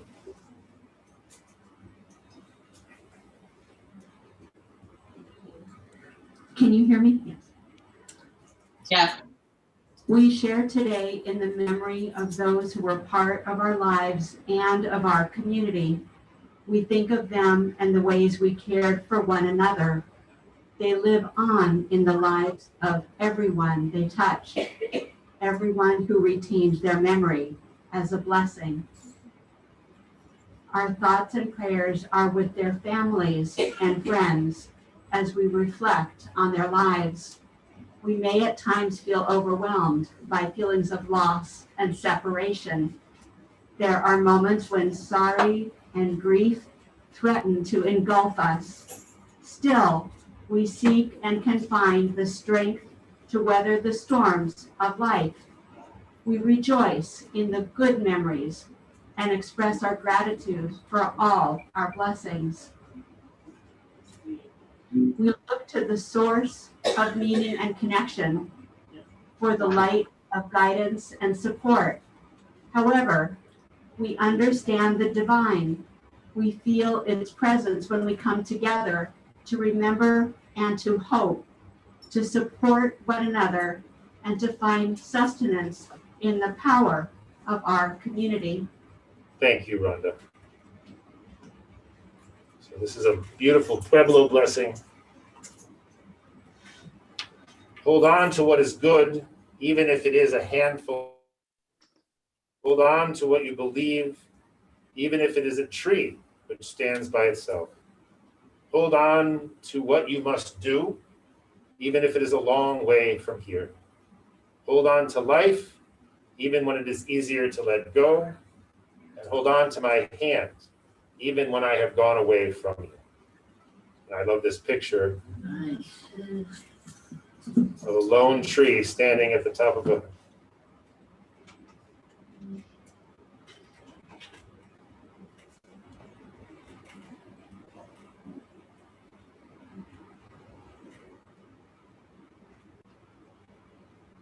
לכל זמן ועת לכל חפץ תחת השמיים, עת ללדת ועת למות, עת לטעת ועת לעקור, לטוע, עת להרוג ועת לרפוא, עת לפרוץ ועת לבנות, עת לבכות ועת לשחוק, עת ספוד ועת רחוד, עת להשליך אבנים ועת כנוס אבנים, עת לחבוק ועת לרחוק מחבק, עת לבקש ועת לאבד, עת לשמור ועת להשליך, עת לקרוע ועת לתפור, עת לחשות ועת לדבר, עת לאהוב ועת לשנוא, עת מלחמה ועת שלום. To everything there is a season and a time, to every purpose under the heaven. A time to be born, a time to die, a time to plant and a time to pluck up that which is planted. A time to kill and a time to heal, a time to break down and a time to build up. A time to weep and a time to laugh, a time to mourn and a time to dance. Time to cast away stones and a time to gather stones together, a time to embrace and a time to refrain from embracing, a time to seek and a time to lose, a time to keep and a time to cast away, a time to rend and a time to sow, a time to keep silence and a time to speak, a time for love and a time to hate, a time for war and a time for peace.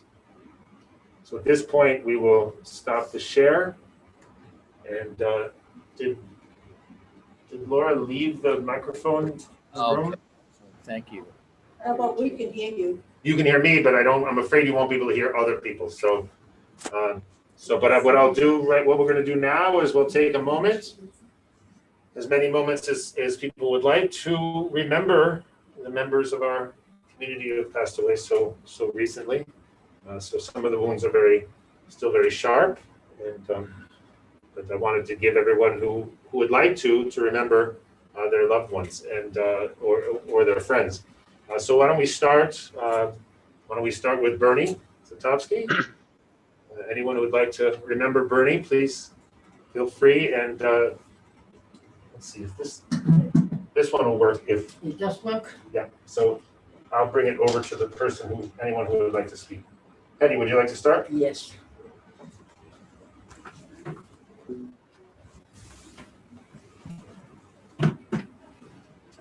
Oh, that's okay. Oh, great. Thank you, Laura.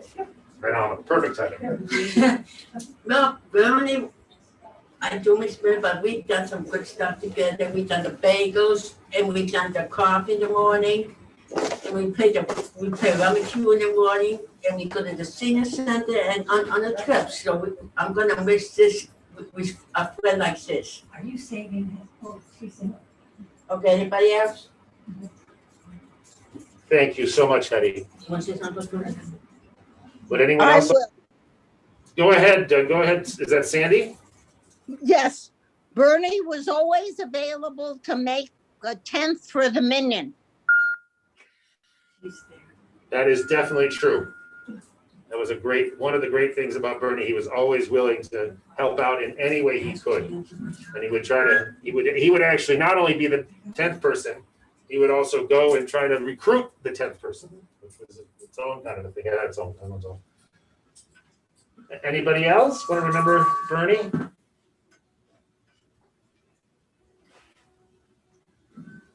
Yeah. Please, Jen. I think of Bernie as a person who loved all of you very much. He was very, very friendly and easy to be with. And you also was a wonderful person to know. And I miss him very much. Well said. Well said. I'd just like to share that Bernie was such a support to our staff in so Yes. many ways, as well as residents, but he was always, what can I do? I want to be involved, active on the resident council. Just his goal to be of service, which Sherry so beautifully shared at the graveside service. He really did leave a mark on what it is to be truly a member of a community. So I know we all celebrate all of his enthusiasm and commitment to Dinesh 100. It was really his home, and we appreciate your sharing him with us. Thanks, Sherry. Thank you. Does anyone else like to say anything about Bernie? You know, I think of Bernie, I just think of bagels. It was so, no, really, it was wonderful. He would drive all the way to where he drive to finagle a bagel. Yeah. That was early in the morning Right. to make sure bagels were here for everybody. And that's just, I don't know, it just warms my heart. It leaves a soft space. Just watching the joy he was getting from what he was doing. Yeah, he took such joy in helping people. I remember towards the end of his life, he came upstairs on a Saturday morning, and he said, "Wait, where is everybody? Where are all the people for the service?" And then he started walking around the building looking for people to bring them to the service. They told him it's here. They should be here. So that will be a lasting memory of Bernie. And another very funny memory of Bernie, which I just so endearing. So it was around the same time we had just started having services in person again, and Bernie was there, and he didn't have a kippah, and I had, in my haste, neglected to bring the kippahs up from the community room, and so he was torn between using his mask as a mask and using his mask as a kippah, and so he clearly was struggling with this, so he ended up with it on his head. And I noticed it, and I said, "Oh my gosh, Bernie needs a kippah because we need him to have that mask on." So I ran downstairs, grabbed the kippah, brought it up, saved him from a kippah-less existence, and he was able to put his mask back on. So, He was funny. he was a funny guy. He was great. He was so. Very soft-spoken and well-meaning. Yes, thank you, Faith. That's exactly right. All right, so we will, let's now remember Norman Weissman. So anyone have a memory of Norman?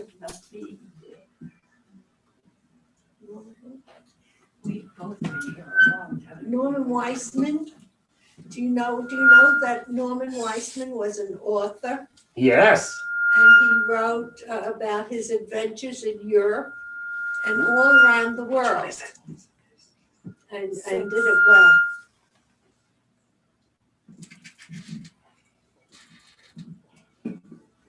Oh, there's. All right. Yes, he was an amazing author, very, very productive. He wrote a lot of books in his time here at CCB. And I'm in the middle of reading one of them right now. Great, that's wonderful. Go ahead, Renee. Yeah, I just feel really fortunate to have shared dinners, table 18 every night for, I think, more than a year with Evelyn and Norman. I don't know if I should share this or not, but he was quite a storyteller, but sometimes Evelyn and I look at each other and she roll her eyes. I think, I've never heard this one before. He would actually blush, though. He was a man who could still blush. It was, I can't hear a word. It was a good way to get to know somebody at a dinner table. Yes. So for the people on Zoom who are having trouble hearing, Renee is remembering dinners with Norman and Evelyn, and how she and Evelyn would share a glance sometimes when Norman would repeat a favorite story, but that it was just such just an amazing experience to be able to spend that time with Norman. And may Can I you say one more thing? It really was. It really was a great opportunity for. And may I mention that his book is still available? Yes, the books are still available. The name of the book is my voyage or something like that. Very nice. Yeah. Very nice. Dodie would like to say something. If you could pass the microphone down. Can you hear me through my mask? Yes. When Norman and Evelyn came in, I was still doing the editing the journal, and I approached them. Do a welcoming feature, which I did for all newcomers at the time. And Norman was, I was delighted that he was an author, and he gave me a copy of all of his books so that I could read them, and of course publicize them a little bit. And but he was so generous in helping me in a number of times. When I needed an article or wanted to have him write on a certain subject, he was always obliging. But the wonderful thing is that he was so open and welcome to my editing, because I had so limited space and that I had to take something that was his baby and cut it down my way. He never criticized. He was always open. He said, "You're the boss. You know, you have the final say. You're the editor. I trust you." And he was so wonderful to work with and had a delightful sense of humor. And Evelyn has the most delightful sense of humor. And I'm so glad that she's going to be with us for a long time. I hope. Me too.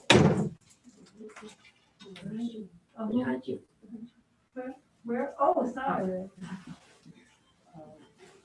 Would anyone else like to say something about please, Vivian? Vivian, just a moment. But just grab the microphone. Norman was my neighbor, and he would exercise on the floor quite frequently. And every time I come in, I had a pleasant hello and let me pass. And it was always delightful to see him. I'm going to miss him.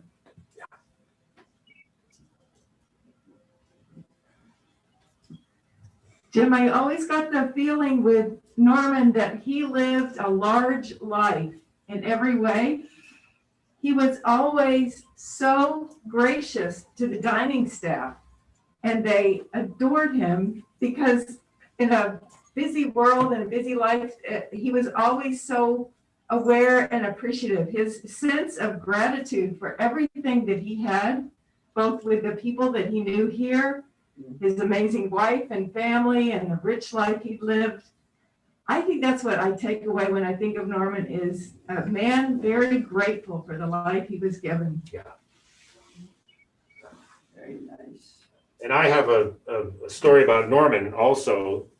I was very grateful to him because when you first moved in, Evelyn, he told me this story later. He said, "Rabbi Jim," and I walked right past him. I had no idea. So he told me later, he said, I didn't know what that was about. I thought maybe he doesn't like me or he's just not a friendly person. Of course, I was mortified, right? And the reason I hadn't heard him is because I don't hear anything out of my left ear. And it must have been a noisy spot. I just didn't hear him. And so I explained this to him, and he was very gracious about it. And I realized it's one of the reasons, that it's really a problem not to be able to hear. And I was so grateful for him that he gave me another chance, because there was no, he could have taken that first impression and just run with it, but he at some point assumed the best, right? He assumed good intentions, and that's a really strong aspect of character, right? That you can just not assume that someone is trying to be mean to you. He was a gentleman. He was very much a gentleman. Yeah, exactly. All right, wonderful. So let's if there's no one else who would like to share about Norman, I propose we move on to Sylvia, and we have people on the screen. Sylvia's children are with us, which is wonderful. Hello, Nina, and I don't know what. No, you moved on the screen, so and Greg are in one room, and then Terry is in a car, I think. Looks like you're in a car at least. Okay. All right. So glad you're able to join us. And so we'll ask, so I see that Linda has raised her hand. So Linda Alloy, why don't Why don't you start about Sylvia? I have so much I could say about Sylvia. She was a treasure and she was an honor, and I never knew if Sylvia was going to be a joy that day, if she was going to give me grief that day, what her language would be on any given day. She was a treasure, and to me, she was grace. She was humanity. She was womanhood, and I will miss her so much. She was just, it was an honor and a treasure to get to know Sylvia.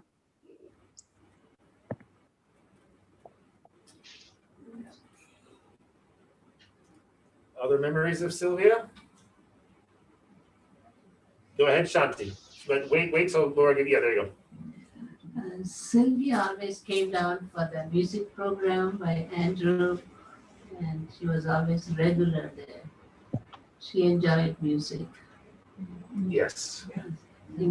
Thanks.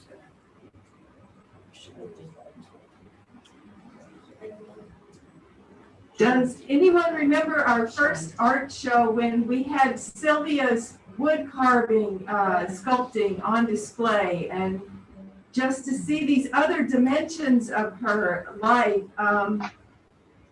She lived life with such gusto all the time, and you three kids, she adored you each, and you were so much a grounding and a force behind her joy. And I think Sylvia had some really good years here, and she really made an impact on us, and yeah, got that soft spot there for Sylvia. Yes. Absolutely. 100%.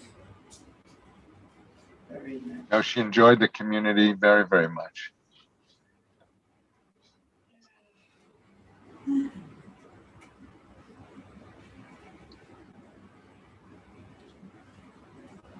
So I was very honored to be able to do Sylvia's funeral, and so I learned an awful lot about Sylvia from her kids, and how artistic she was, how generous she was, what an amazing organizer and cook that she was, and how smart she was, which I already knew, and you know, my memories of Sylvia are of her attending Jewish programming, a lot of Jewish programming. She loved Jewish learning, she loved services, and she especially loved Shabbat dinners. And it's I learned from her family that Shabbat dinners were really a locus in their home, that this was really a really crucially important tradition for their family. And so it was no wonder that even as she became more and more quiet, right, she would still come to Shabbat dinners, and she would still really enjoy herself, enjoy the food, enjoy the company, enjoy the singing, and she was just a joy to be with all through her life. So Nina or Greg, would you like to add anything? Go for it. But you have to unmute yourself. Yeah, there you go. It's great to hear you guys to get a window into what her life was like in the building when I didn't see her. You know, when I saw her, she just wanted to sit out in the garden with me or sit in her room and talk. And of course, I know my mom from growing up, but it's so nice to hear how she showed up for other people later in life when, you know, for me, she was slowing down. But I am so grateful for us having found not only 100 Center Street, which seemed like a perfect place for her when she first came in. You know, she was independent and could go and come and take advantage of everything.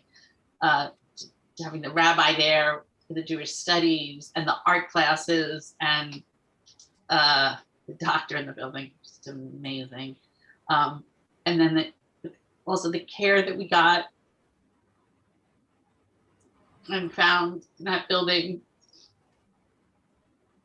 right up to the end with Tara, and I don't know if Jackie's on, but I couldn't be happier for the way things turned out. Thank you, Nina.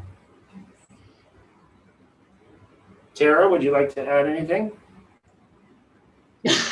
No words. That's just fine. I just want to make sure you had the chance. It's so wonderful, Tara, that you're here, and I know how much you cared for her and how much she cared for you.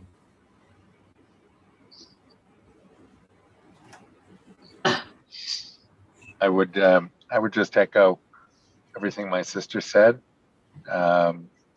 Particularly, she was very fond of the dining room and the people that she shared the table with, the people that she did art with, the people that she did Jewish learning with. I regret that that people couldn't know her as she was. An amazing woman, full of vitality and strength and enthusiasm and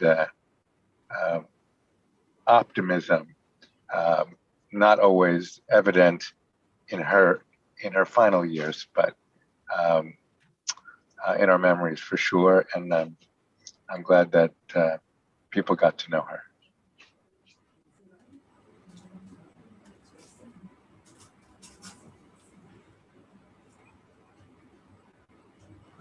Okay.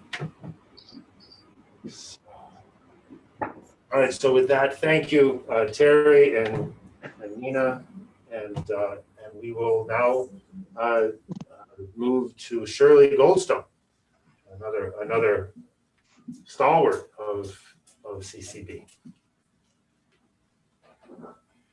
Shirley and I were great friends.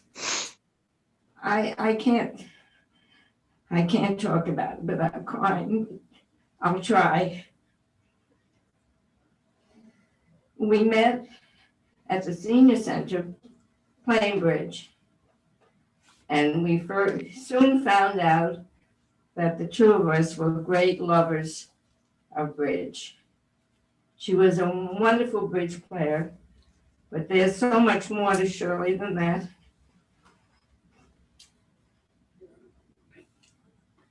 She was very sweet and loving. And before the pandemic, I used to call her every morning and we'd discuss what we were going to do that day. Anything that I ever suggested, she never said no. She went along with everything, but I tried to please her as much as I could. But bridge was the one thing that held us together. And when the pandemic came, I left 100 Center Street, and she did too. And we'd call each other from where she was living with her son, I was living with my daughter, and we'd speak to each other every day. And she was a great painter.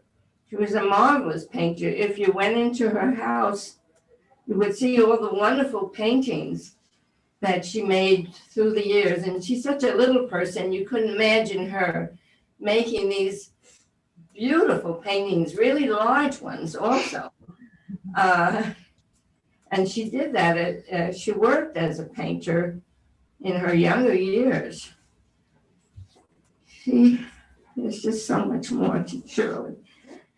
I can't begin to tell you what a great friend she was.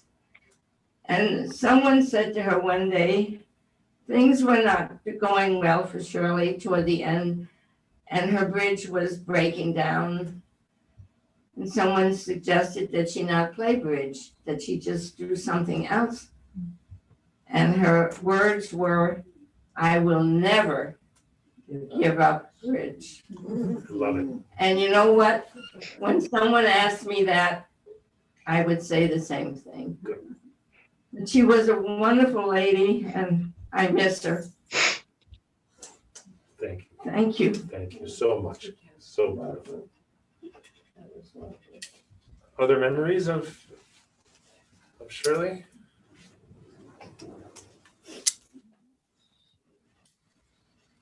Thank you, Laura.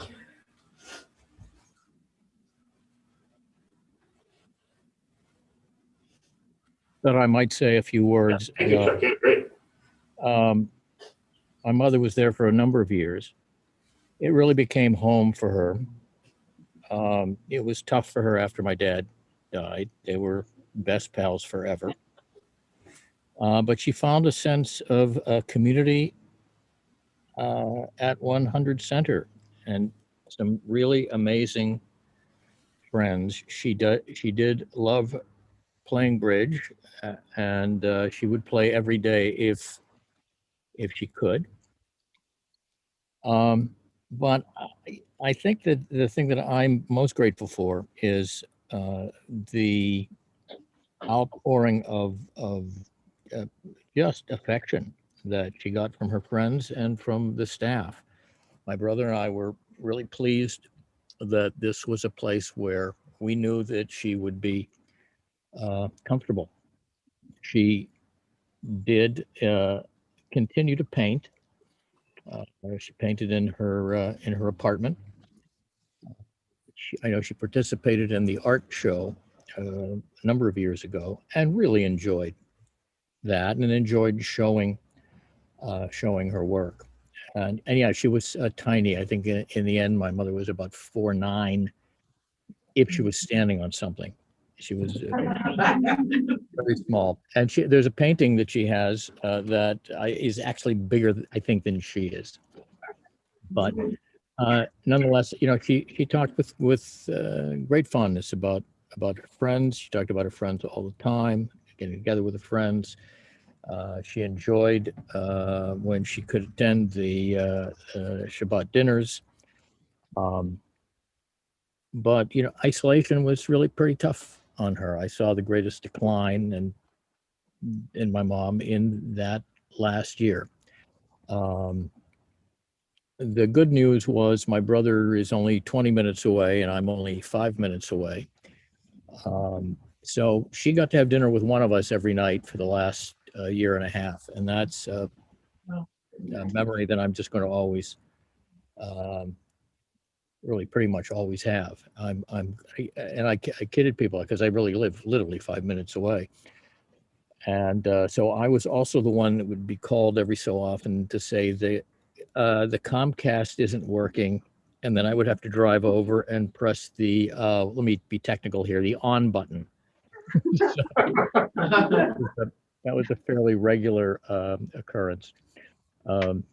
But nonetheless, I'm so pleased that she was there. She was surrounded by friends. Her doctor was in the building. There was a great social work staff. I know she enjoyed the events that she attended that Rabbi Jim put together. So, you know, all in all, I think that she, and I hope she will continue to be in people's memory, a presence there, because she really felt that this was her home.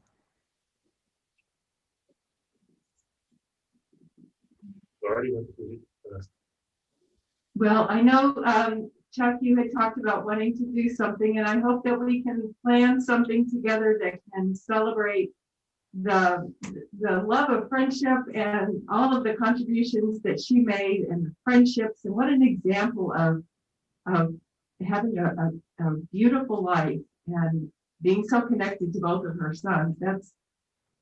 That's really special. Yeah, my brother and I are planning next week to meet with some people, try to decide on what we're going to do, with some of her friends, number one, and also as a contribution of some kind to the the place where she called home. So I'll be chatting with Rabbi Jim. I'll be chatting with you and Laura and Tammy and some other folks, and then and also with her friends. We're going to be setting up a little private thing to celebrate that. So again, thank you so much. Thank you, Chuck. Thank you, Chuck. And I'll just also remember Shirley. I remember her in a number of different contexts. I remember I went to visit her when she was in Roslindale at the RSU, and there are certain people when they get into the rehab, they kind of look like, I don't know if I really want to do this anymore. It's so hard to come back from an illness.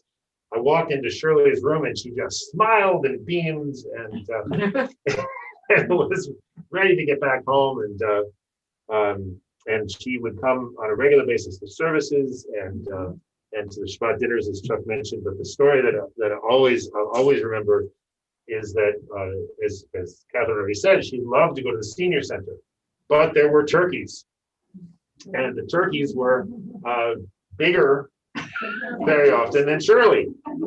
And so even though the turkeys, really, all you had to do was make yourself big, I think that Shirley kind of maybe correctly thought that she wasn't able to make herself big. So on several occasions I would, and I know other people would do this too, we would walk Shirley, along and over to the senior center. And she was always so grateful, but it was always a joy to do because you got to spend a little time with Shirley. So it was never ever a burden. So I'll always remember being able to do that. All right, any final reflections? So we will just go back to our version here. All right, so Laura, would you mind being the pusher of the words, because I don't think I'm able to do that and play the guitar at the same time.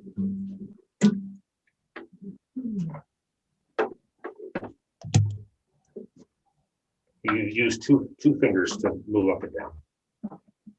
Oh, that's too complicated. Too complicated. I'll just, that's it.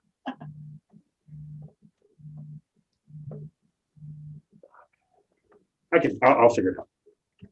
Oh, there you got it. You got it.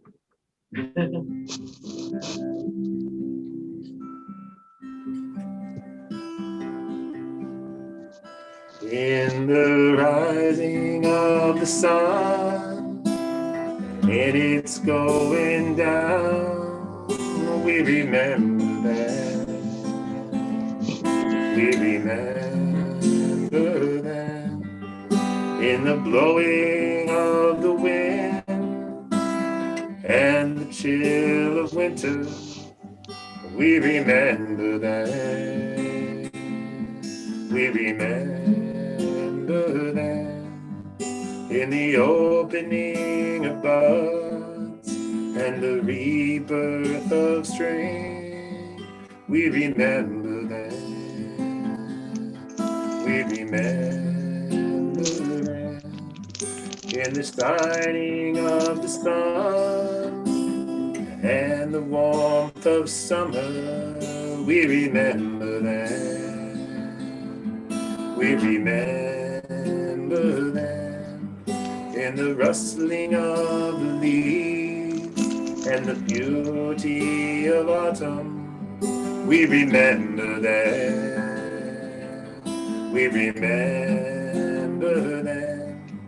The beginning of the year and in the year's end, we remember that.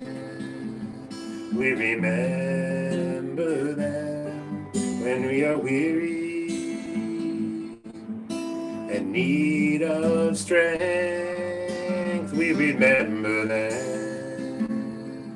We remember that. When we're lost and sick at heart, we remember that. We remember that. When we have joy that we yearn to share, we remember that. We remember that. So long as we live, they too shall live, for they are now a part of us, as we remember them, as we remember them.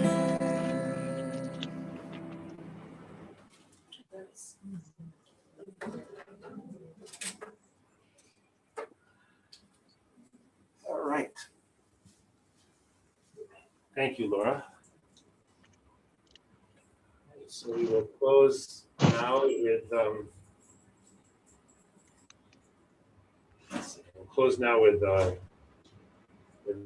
Mizmor David. Psalm of David. The Lord is my shepherd, I shall not want. He maketh me to lie down in green pastures.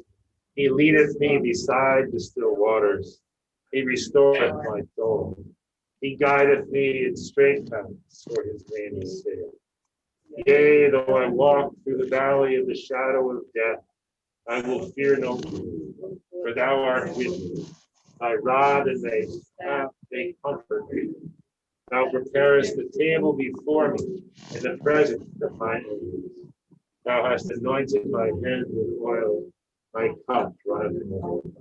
Surely goodness and mercy shall follow me all the days of my life, and I shall live. Mizmor leDavid, Adonai ro'i lo echsar, Dino deshe yabitzeini, Amei menuchot yinahaleni. Nafshi yishoveh, Nafshi yishoveh, Yancheni b'magalei tzedek, b'man shemo. Gam ki elech v'getz ha'mavet lo ichracha ki ata imadi shivtecha Umishantecha, Shivtecha, Umishantecha, Hem Yinechamuni, Ataroch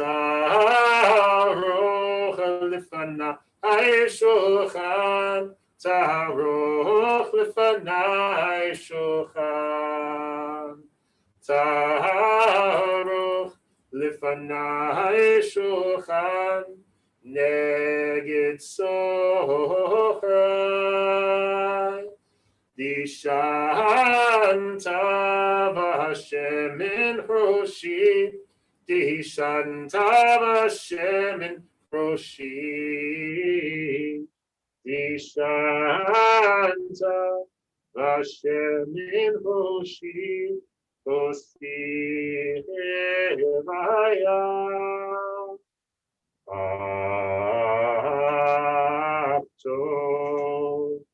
Afto Bapese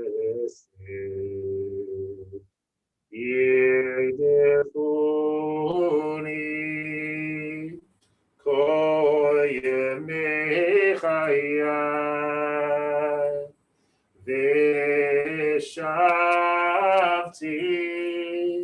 Vishavti bevet Adonai,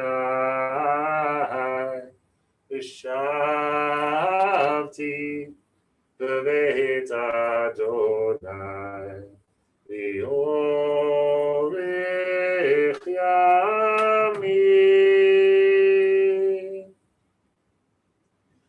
Right, so at this point, I don't think that so I need to find the Kaddish. So give me one moment to find it, and then I will invite people to rise as they are able for the Kaddish.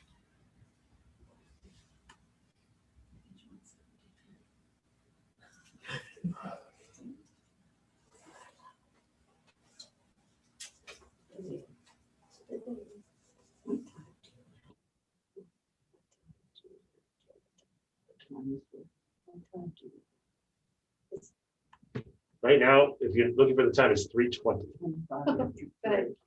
25. That's what I whispered, but I guess I didn't. I may be deaf, but I can still hear something. That's very good, actually, you hear a lot, Rabbi. Very good.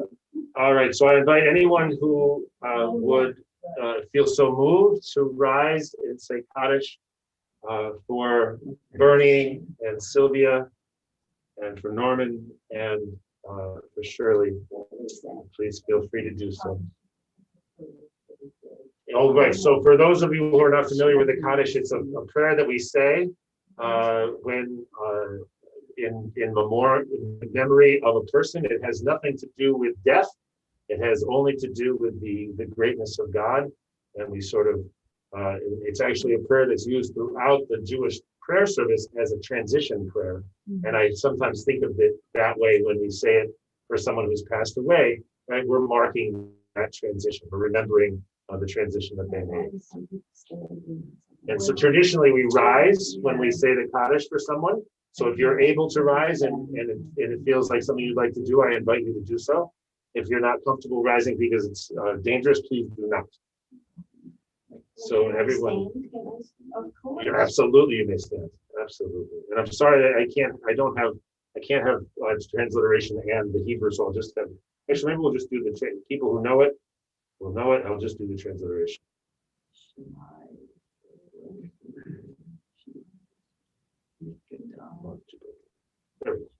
Okay. Yitgadal, the Yitgadash, Shemei Rabbah, the Amad, the Rav, the Amlich, Malchute, the Chayechon, Uvimechon, Uvchaye, the whole Beit Yisrael, Ba'agala, Uvizmanka, in Barame.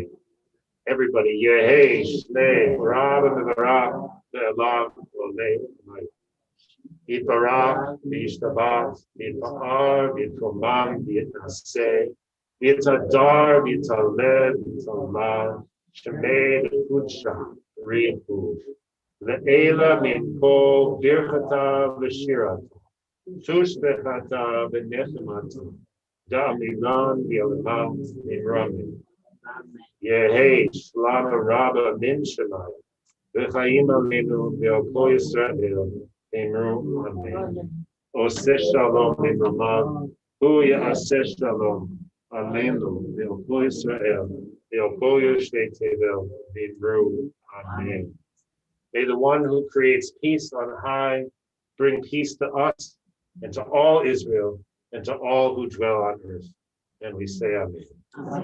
Oseh shalom b'mamav, Ya'aseh shalom aleinu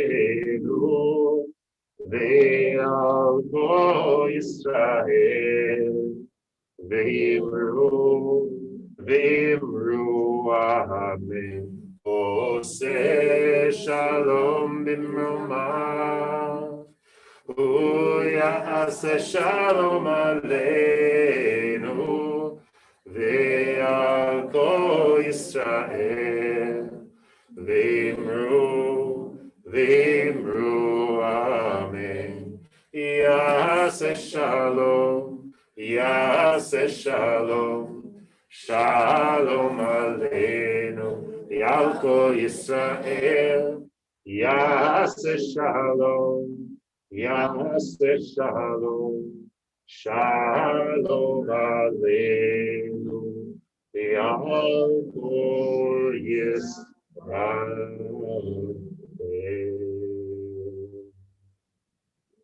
Thank you, everyone, for being here, taking the time to remember as a community these wonderful members of our community whom we will miss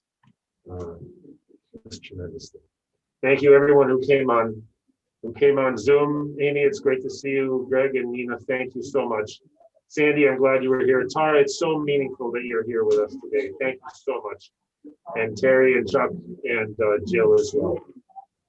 Thank you. Great to see you. Good to see you.